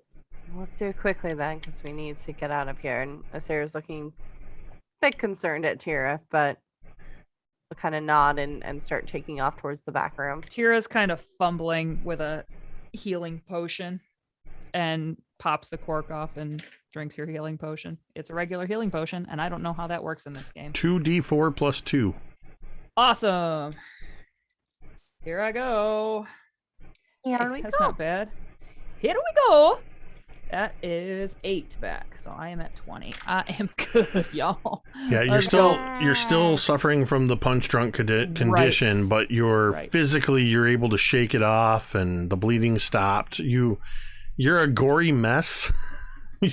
you got bruises on your arm, and your jaw's going to be pretty bruised up. You've got dry or still wet at this point, just blood all down your front and down the front of your armor and soaking into your clothes. You're a mess. I'm gross. But you're alive. That's okay. So you're all heading over to the tiny little office. Mm-hmm. Yep. All right. What are you gonna do? Gonna open the door. Vaughn, you're in Vaughn better shape can't- than me. Yeah, absolutely. Vorn can't wait. He grabs his battle axe with both hands, and he wants blood. He wants to finish what we started. He really does not like the rats based on his forest experience. He's Ooh, ready to go. Real quick, I say, please be strong in Orcish to him, which is the same thing Vorn said to me the last time I got in a pinch. Ooh, I love it. Oh. Let's go. Warren pulls Let's down his go. goggles and he's ready to go. Okay.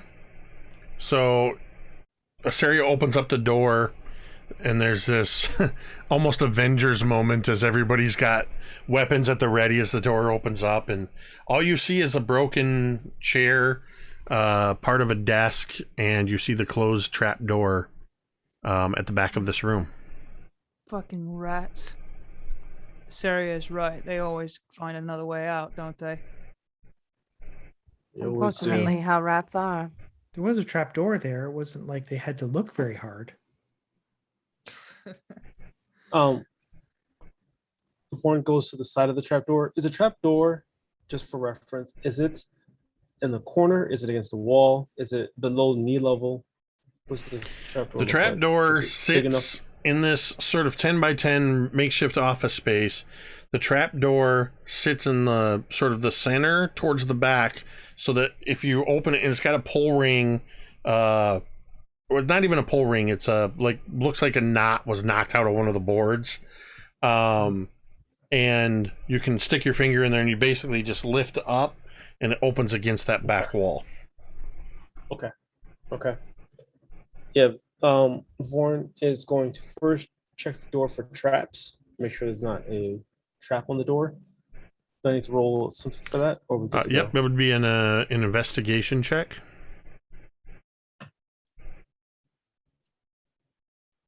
Natural 20? Now I'm rolling natural 20s. You roll a natural 20 on an investigation check? Welcome Yeah, on to the investigation. game, Nice. Ricky. It only took you There we 11 Nice. go. I feel it's squandered.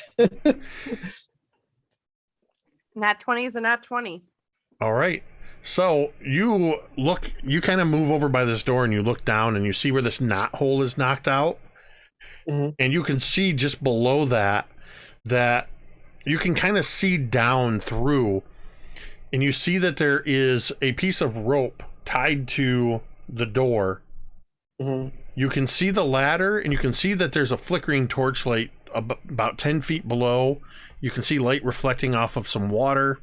But you see that this rope comes from the door and goes down a few feet and is attached to a crossbow that's aimed right at the opening. I exasperatingly kind of mimic Mizya, and I'm like, I hate rats. And is there a way of disarming this trap? Do I know how to do that? Or Because with your natural 20, I'm going to say that because there's this knot hole that you kind of reach in to pull up and you can see through and see where it's sort of attached there, you could stick a blade or something in there and pop it loose or cut it and relieve the tension. That natural 20 gets you that information. It doesn't give you the free disarming action. You still have to, you or somebody has to roll to disarm. All right. I can do it. Doc, you're good at disarming traps? I'm good at a lot of things. Oh no. I I trust step- him completely. I step aside no. because Doc never lies. I just kind of say, All right, Doc. Yes. Doc is going to reach into his he's going to open up his jacket.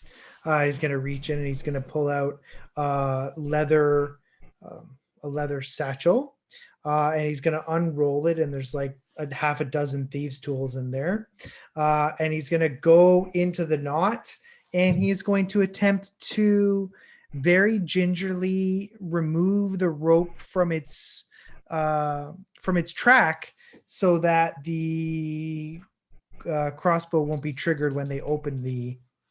All right, that's going to be a sleight of hand, and you can add your proficiency bonus for using the thieves' tools. Sure. Well, I'm assuming you're proficient with those thieves' tools. Yes. And I will roll with advantage. Nice. You're spending a domain tome to do so? Yes. Okay. I was just making sure you weren't declaring. No, I he's just doing declare I have advantage. Everyone, I win Dungeons and Dragons. Just so you know. If you're gonna give it to me, I'll take it. And full. Okay, so I got 17. okay. Yeah, you're able to do so. You can see it looks like this was something that they had rigged up so that they could quickly attach this rope and activate the trap. So you're able to kind of get your thieves' tool, something with like a little bit of a hook, and you just kind of pull up and dislodge it, and the rope drops down and falls free. You've disarmed the trap. It's good now. Nice job. He's good at a lot of things. It's true. I really am. All right. as Vorn opens the door, what's the path look like? Is it dark? Is it lit? You see that there is not directly below, but from somewhere out of view, there is firelight from a torch or something that seems to be causing a flickering firelight down below. So basically what you see with the door open, you see off to one side where the crossbow was mounted and aimed up at the door, and it's sort of it looks like it's been rigged there for a while. You see the length of rope hanging down. There's a metal ladder, and you see stone. The walls of this thing are stone, and down below about 15 feet is water. And you see that there's a path extending in both directions. Oh.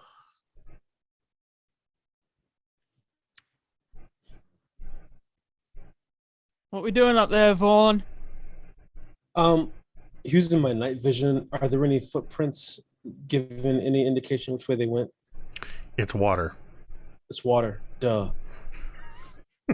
That's gonna mass smell too. Jeez. It smells like poop. Yeah. It actually doesn't in this area. What you smell is mold, mildew. You smell stagnant water, but you don't Michigan-based? smell sewage. Okay.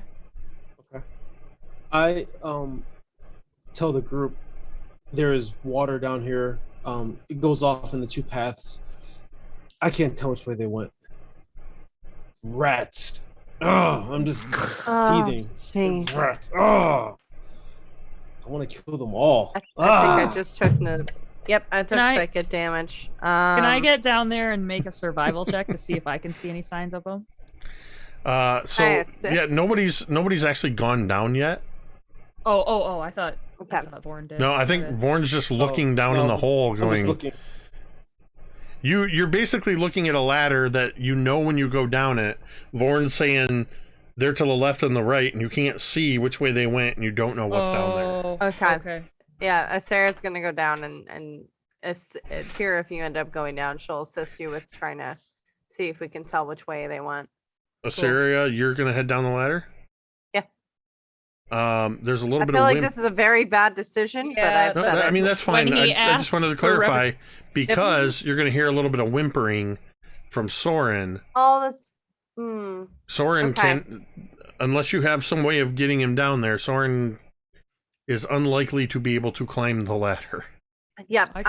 So what I can Asteria help will him. do, just because she's concerned that about him being down by himself, Teera, Yeah. and she'll pull out this rope. I'm gonna go down first just to make sure that someone's not going to be baited into an area.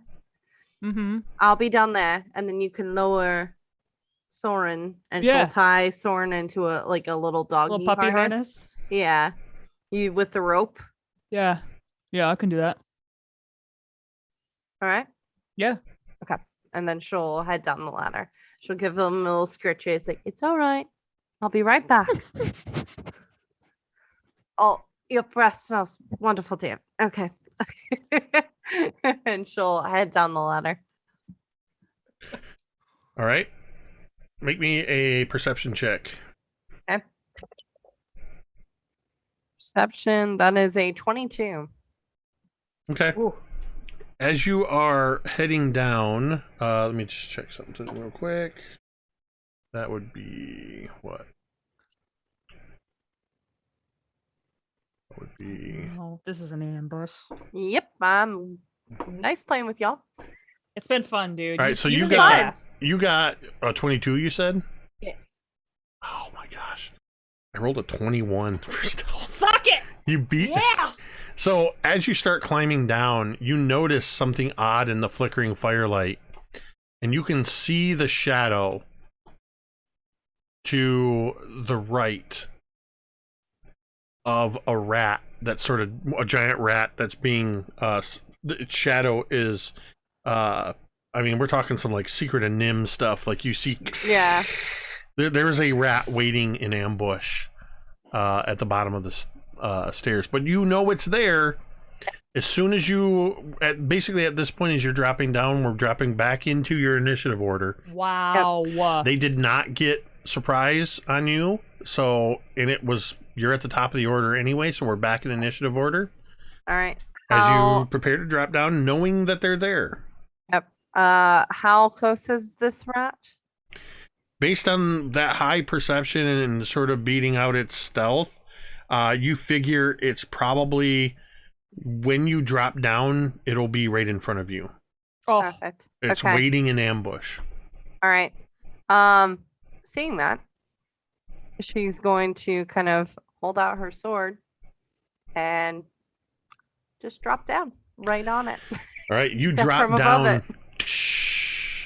You drop in front of it actually because of where you are, Yep. but you know it's there. You're at the ready. You offer whoever's looking down just sees Assyria hesitate for a moment and then pull out the sword and let go and drop the last few feet. honestly, it's probably me because I'm like holding Soren like a suitcase, like Oh, yeah, those dudes yeah. in the army We do. got company as she drops. You drop into about 8 inches of water. There's a Okay. splash, and there is one of the giant rats is right there, but you got the drop on him literally. All right. Yay, puns. I love puns. I love puns. Would you like me to roll for a attack? I mean, yeah, if that's what you want to do. It's your turn. Oh, I'm gonna roll for tea time. I like teen crumpets. That is going to be a 16 to hit. That will There hit. you go. Nice way to be. There you go. No hunter's mark because that is worn off. So that is going to be 7 points of damage. as How do she you kill comes- this giant rat? Oh, Literally, as she's just dropping down. If you've seen Dead by Daylight, the killers can swing as they're coming down. So she's like just swinging her sword down as she's landing, like right in front of it, and it basically she's striking diagonally as she kind of lands, and it's there for a moment, and then it Just yeah and then like one Yeah. paw falls off and it slides to the side and yeah. disappears into the water.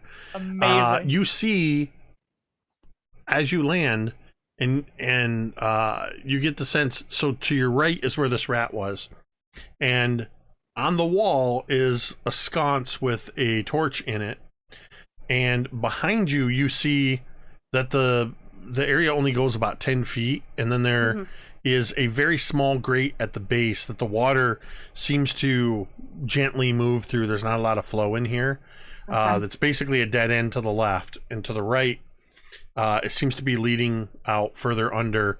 And you catch sight as you kill this rat. You see another giant rat sort of scurry around to the right again, around a bend about 15 feet away.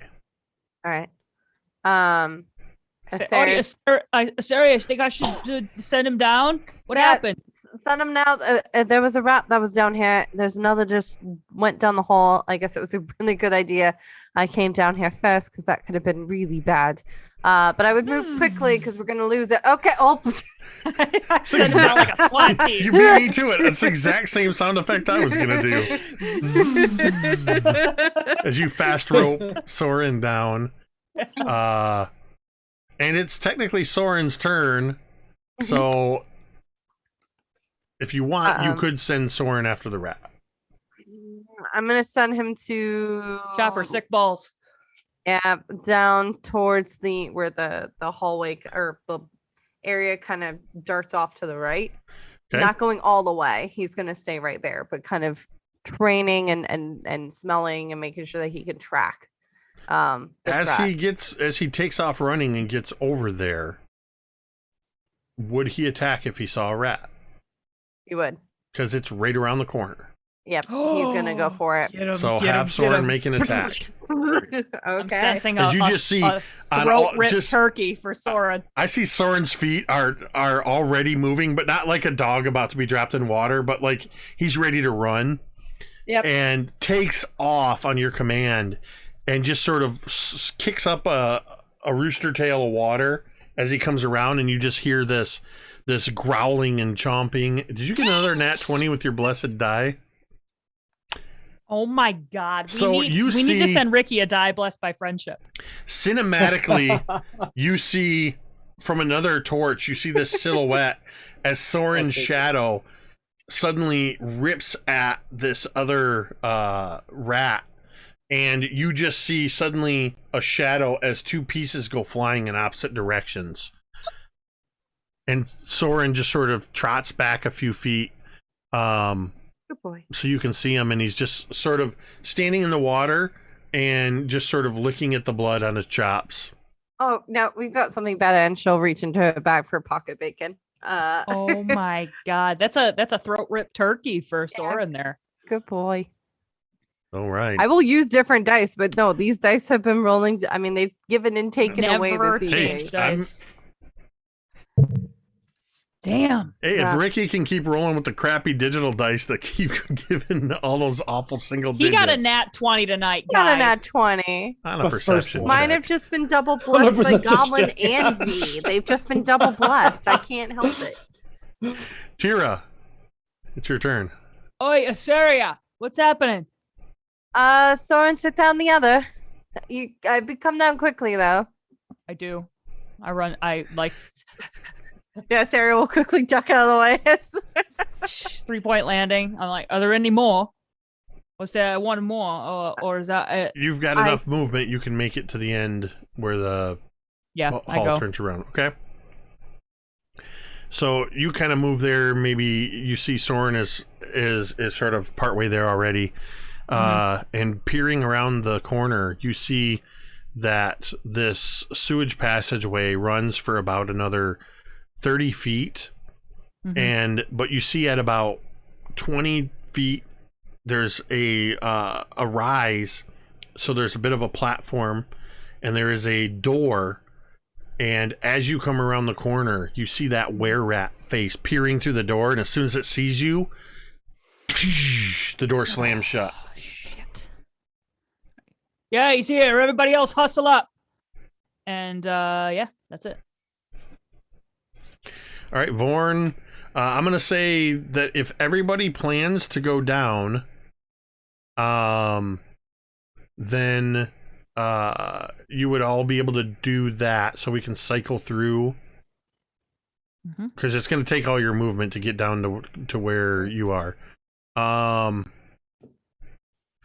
So that's going to bring us back to the top of the order. And I'm going to say we're going to just roll through back to Teera to fast track that. So you're basically, if you choose to, you're either at that junction or you can be over by the door with this rollover.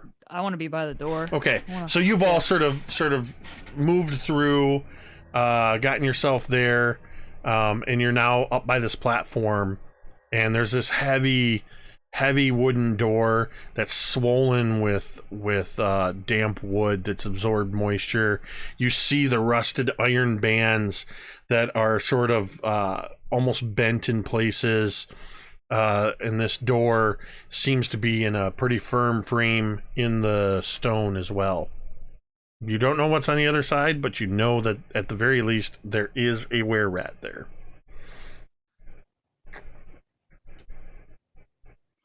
I bang on the door and I say, "Oi, if you're in there, come out and maybe we'll let you live. You get one chance and this is it." And I like turn around and shrug at everybody else. Yeah. Get out of your bloody mind if you think I'm coming out there. You come in here. Okay, if you make us come in, you're gonna regret it. On what? Yeah. Vorn grips his axe and he looks at the group and he looks over at Mizya and he asks them, "Are you ready?" Mizya looks at you. And you see Mizya hold up their hands, and both of them start crackling with electrical energy. And Mizya kind of has their head tilted just down, so their eyes are looking up like this, and they go, "Yes, yes, Yeah! I'm giving Dwight something he's got to live up to. Let's go. Yes, yes. Yes, yes. All right, so Teera, all you've done is knock and yell. Yeah, I know.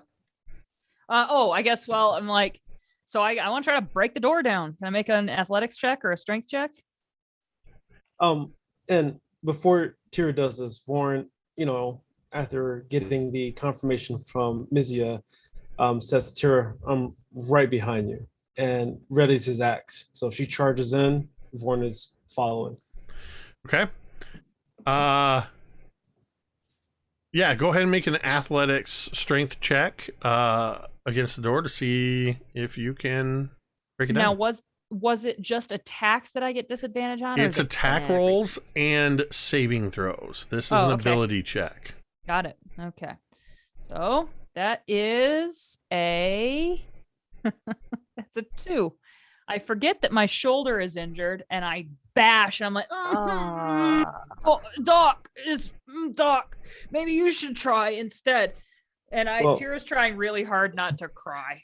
Vorn was kind of like running behind you though, so. And Vorn, your turn is next, Vorn. Yeah, as Teera slams into this door and basically just sort of bounces off, rolls to the side in pain. Mm-hmm. You could use your momentum if you want to try charging the door. Yeah, nice. Vorn's gonna add some die, and he's gonna jump and drop kick the door. So you're gonna add a domain tome for advantage. Yeah. Nice. And what do I need to roll on this one? So it's gonna be strength athletics. So that's an athletics check. Athletics check. Let's go. Add advantage. Add advantage. Nice. Yeah. That's gonna be a 21. Oh, okay. The DC to break this particular door was 20. Mm-hmm. Nice. Let's go. Vorn. Ricky.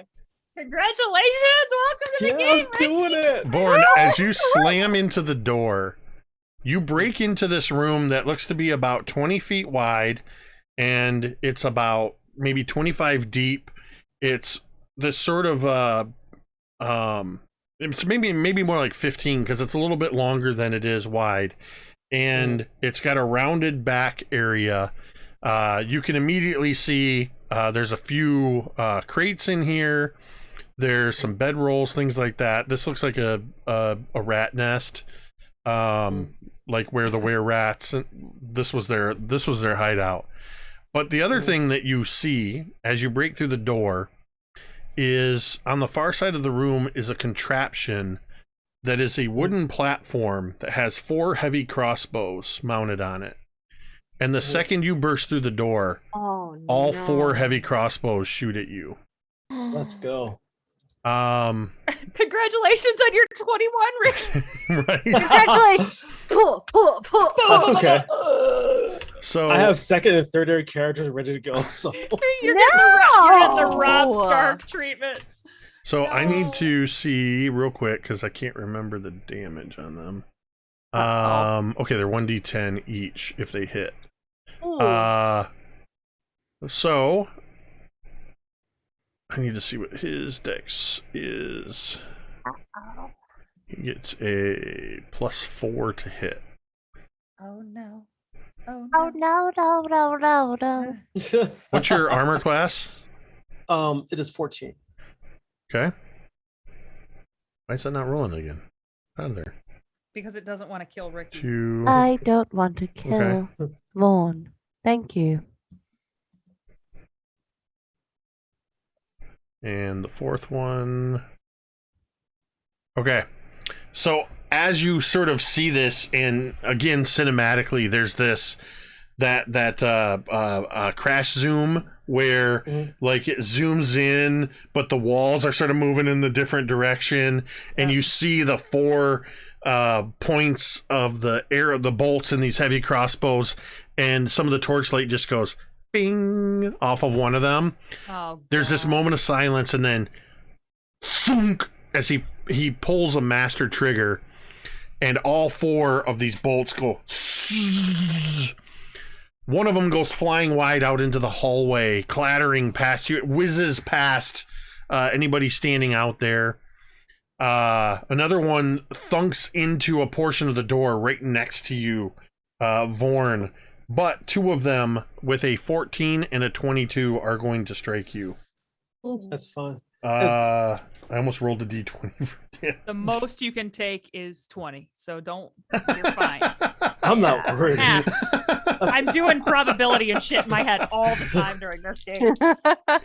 So that's going to be 4 from the first one. Oh, shit. 11 from the second one. So you take a total of 15 points of piercing damage. I thought you said it was 1d10 of damage, or no? Yeah, 1d10 of but damage? there's also the did you get dexterity that? bonus for the attack. Oh, I forgot about the dexterity bonus. So there's yeah. a total of, what did I say, 15? 16? Yes, Yeah. indeed. What's your total hit points? 16, so I'm down to 1 point. Oh, get your ass out of that room, Vorn. So that means... And you're going to take some brutal wounds. Yeah, there's some brutal damage. Brutal wounds Winker. are only for crits. Hold on, But- there's something. You're going to roll a d10. Okay. And I think there's something else might go down to 1 hit point. Nope. Oh, okay. It's if you drop I'll follow to you. 0, but you have the... Okay. Orc tenacity or whatever. Yeah, whatever it's called. Can I say one thing before I roll this die? Yeah. As Vorn feels the arrows punch through his leather armor and into his orc skin, he goes, Mizya, now! And then he throws. Oh, kick ass! Yes! Okay. Ricky! Perfect. I threw a 7. Okay. You are punch drunk. Disadvantage on attacks and saving throws until the end of your next turn. As you say this, Mizya is going to fire off their held action of Witch Bolt. And because they were basically standing right there by the door waiting for you, as you say that, they just pivot from around the door and release that electrical energy right at the where we're at, and that's going to be +4 to attack.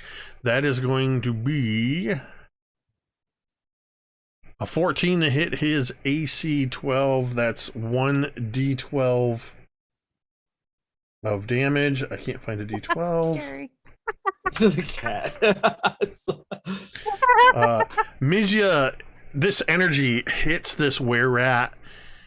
You see it blasting into this crossbow contraption, this quad crossbow contraption, and you see like strings and wood shattering, and this rat gets hit, and the electricity doesn't let up as he takes 12 points of damage as they got max damage. Nice. And are just laying this electrical damage into him. It's now their turn. That was their held action from the first thing, so they're going to reactivate it. They just automatically get to do 1d12 more of damage. Mizya's pissed. So that's they get a 6 this time. Yes, yes. Yes. Yes, yes. Yes, yes. So 18 points Mizya's done just on this this call. Shit. And Doc, it's your turn. Oh, Doc, end it. Finish him. You want You're muted. Muted. Silent spell. Doc is going to peek into the room, and he's going to say, "Huh." And then he's going to take 2 steps back, and he is going to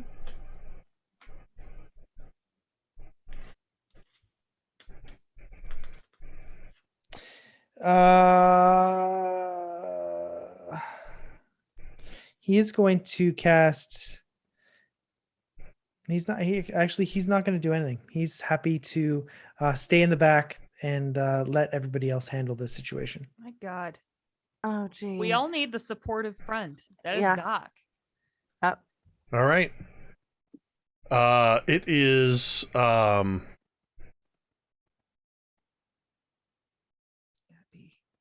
it is the were-rat's turn. The were-rat is going to take a shot at Mizya. But they can barely hold up this hand crossbow as they're being continually blasted with this electrical energy. And they just hold it up and take a shot, and it just hits the wall, ricochets, and thunks into one of the crates. They got a 7 to hit.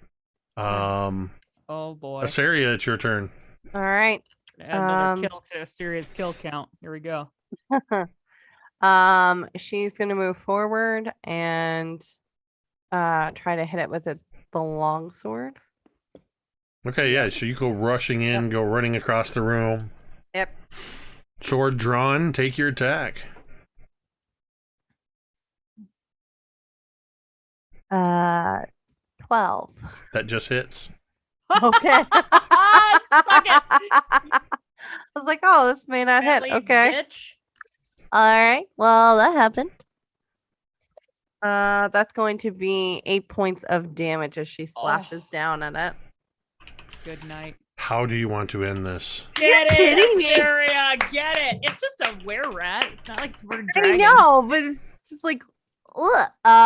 Okay.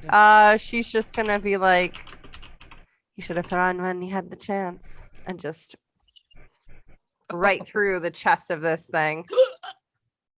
Awesome.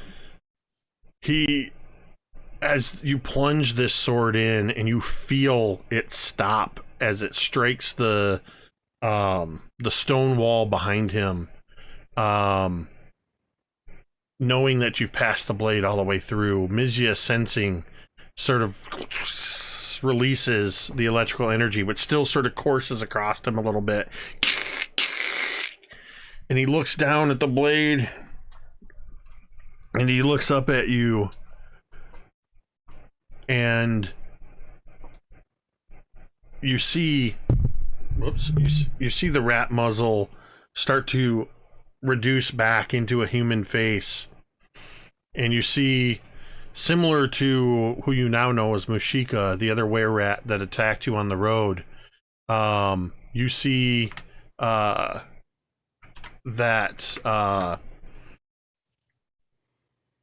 he's about 26, 28, hard to tell. Dirty, disheveled young man with a wild look in his eye, and he snarls up at you and just says, "I hope you're happy. You've killed our line."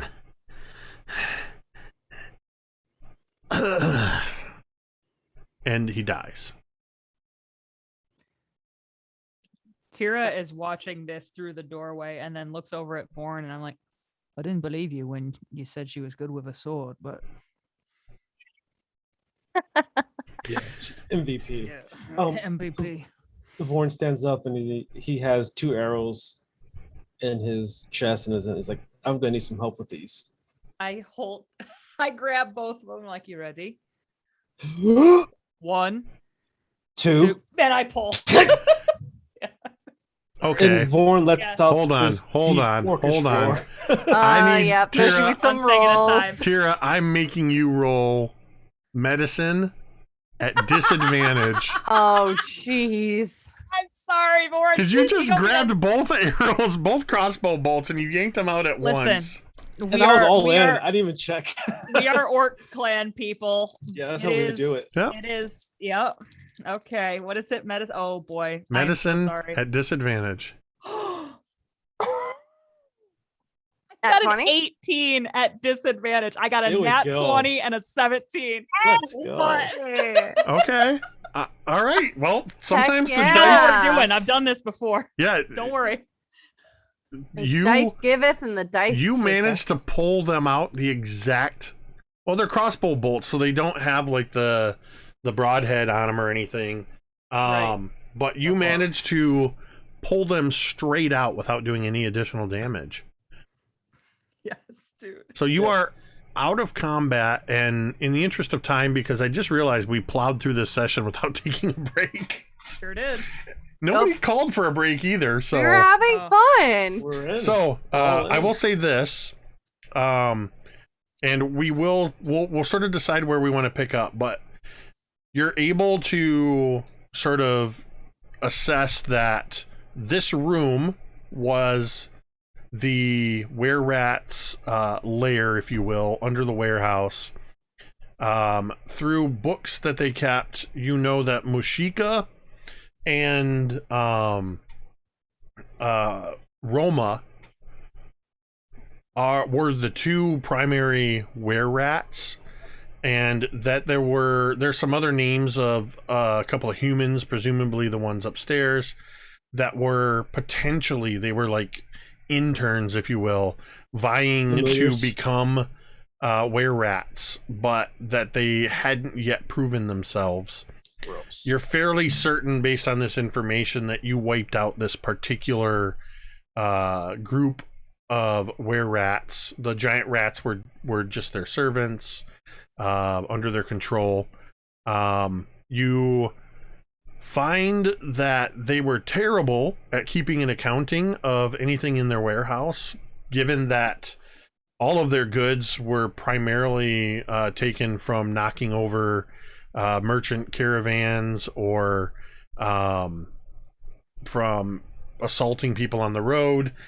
All of the stuff that's in the warehouse upstairs is basic goods. There's some foodstuffs, textiles, mundane equipment, swords, shields, things that some of it you can still see the bloodstains on it. All told, there's you're not sure how much. It'll ultimately be when you get the information back to Korvala, and they'll have to assess it.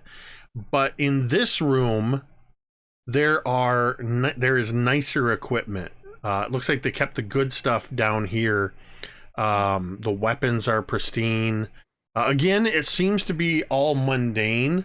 However, there is a crate that has what at first glance looks to be some odds and ends, trinkets. It's basically this box is like a not a very big chest that has a handful of things in it. I'm just gonna do a quick check here.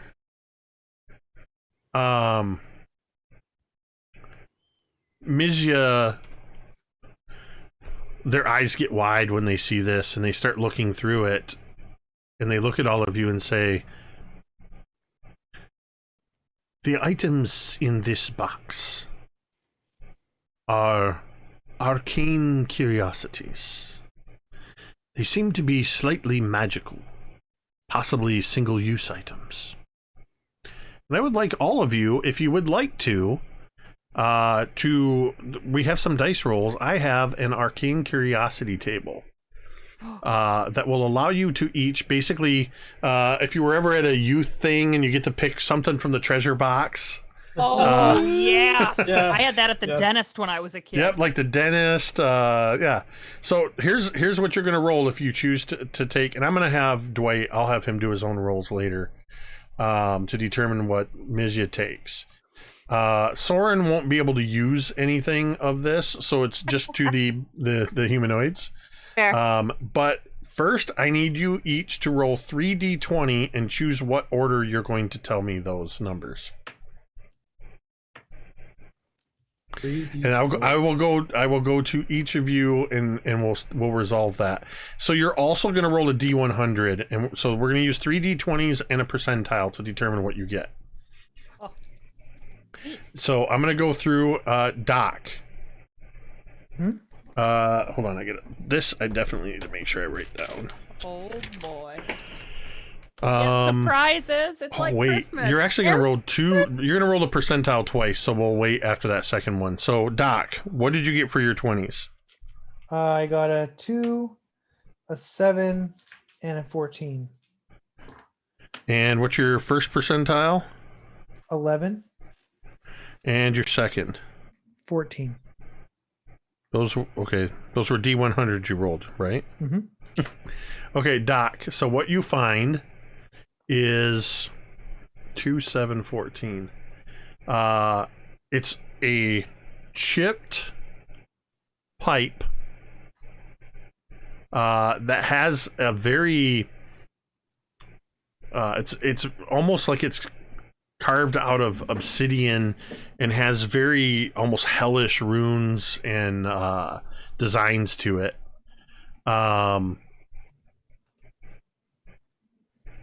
This single-use item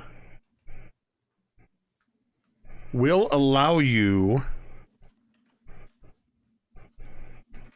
to, as an action, turn your skin into flexible steel. And I'm going to say that is going to it will last for 1 minute, and it will I'm going to say for 1 hour, and it will allow you basically to have a +2 to your armor class for the duration. Nice. But it is also flexible steel for 1 hour. You cannot dismiss it. And then you got a 14 on your second one? Yep. Okay. You do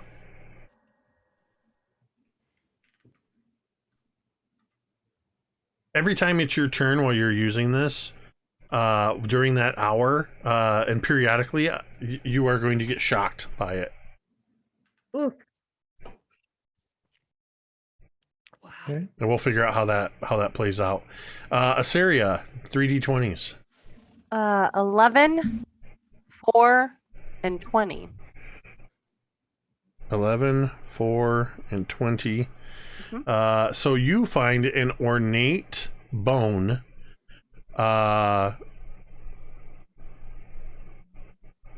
that this bone has, it just looks ancient.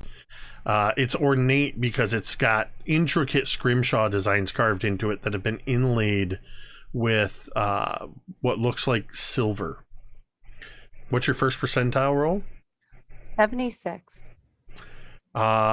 This bone, you can throw it. You can make a ranged attack and throw it. And wherever it lands, you will cast the silence spell. Nice. For 1 hour. Nice. Second Bone of percentile? Quiet. 89.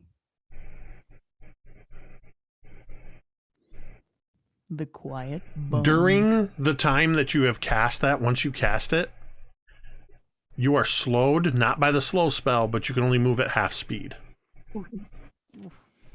Giveth and it taketh. Yep. Teera.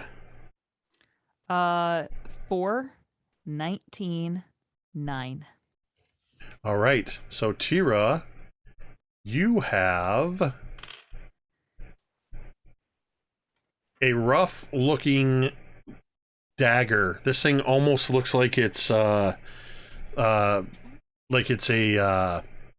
prison shiv. It's so rough. Nice. Cool. But when you pick it up, it seems to just almost like dry ice. It has that heavy smoke to it, but it's pure shadow. What is your first percentile? 51. 51? Yes. For once activating it, the dagger will disappear, and in its place will become a quiver of flaming arrows. Once activated. Okay. You can basically use an action to turn the dagger into a quiver full of flaming arrows. Okay. Your second percentile? 80.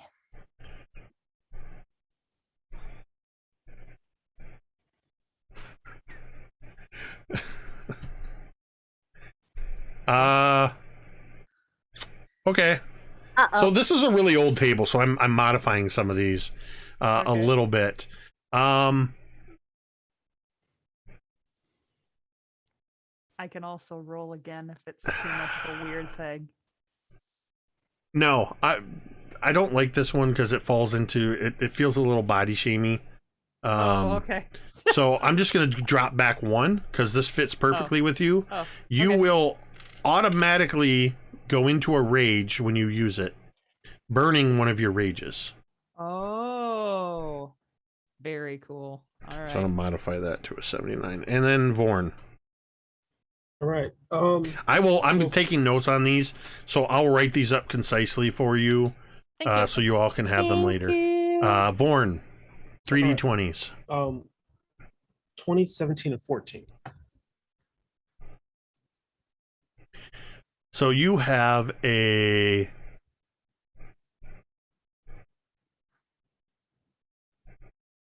roll me a d4. D4. I have 1 hit point damage, so hopefully I didn't. It's not damage. It's not damage.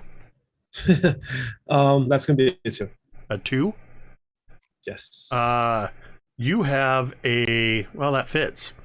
You also find a pipe. It's different than the one that Doc had. This one, it appears to be smoking as if it is lit, and the design is of a fire elemental design. So the whole thing seems to glow like burning embers, but there's no heat coming from it. Give me your percentile. I have 23 and 94. Okay. You can, as an action, where did it go? That was Is 20, this a smoking pipe? 24, you said?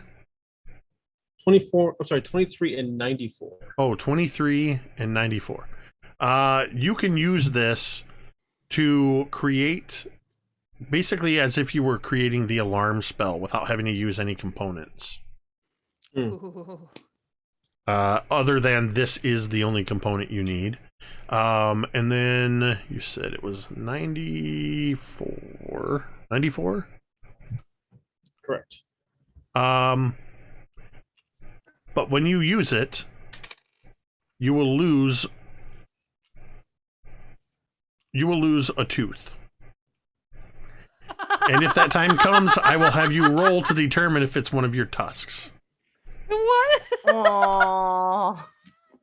Can I sell this item? Yeah, These are right? your items to do with as you Okay. please. I'm going to say that Mizya sort of was able to identify what these could do, and that they have basically abilities but minor quirks to them. And We this should let is the community name all of the items. Yep. That'd be great. this is a. I mean, there's. I don't know what's 20 times 20 times 20. If you're rolling 3d20s, what are the 8,000. odds? There's 1,000. 1 in 8,000. So there's wait. So just in the combinations of these items, there's 8,000 possible combinations. Right. 1 out of 20. 1 out of 20. And then there's 1 out of two 20. sets of 100. Plus the 8,000, or how, I don't know how that all works out, but Times the 8,000, so it's 1 out of 800,000, 1 out of 80 million. so there's 80 million possible combinations from this list. Yeah, go ahead and start Math. naming those, community. Yeah, we'll I'll work on making sure you guys have these, but this is also my way. This was something that I put together. I don't remember, some of it was pulled from another source that unfortunately I don't remember, but it was like at the start of 5th edition, and I called them Arcane Curiosities, and they are minor single-use magic items you have now been introduced to that you can occasionally find. We are going to go ahead and end the session with this, but when we pick up again next week, hopefully with Dwight back with us, you will have an opportunity to talk to the Amber Dunes. I know at least a couple of you wanted to talk to them anyway. But basically next session is going to wrap up this arc of Mazfroth's, this chapter, Mazfroth's, or not chapter, this book, Mazfroth's Mighty Digressions. Does that mean we level up next time, Dad? Yep. After next week's Great. session, if you all survive, Oh. you will... Cool, you will, yeah. I mean, next session is basically a, what is it? A denouement. You're Denouement. Denouement. Yeah, thank you. Then You are going to, yeah. I don't know what you're going to do. For all I know, you're going to show up there and you're going to want to kill them all. I So choose as violence. we wrap here and we'll start saying our thanks, please do stick around because we're going to go ahead and throw a raid over at looks like Zerjester is doing some crafting. So I'm going to send a raid over that way. So I want to, what do I got to do to, why can't I trigger the raid? Thank you, everybody, for sticking around. Yes, that's weird. thank you. So much combat. It's not giving me the ability to hit my raid button. Oh, there we go. Sometimes- I had to do a refresh. So thank you everybody who tuned in tonight. Looks like we got raided at least Yeah. twice. Looks like CFT RPG raided us just a few minutes ago. My friend Alan runs some great games over there. Actually ran Curse of Strahd for a year on MTD.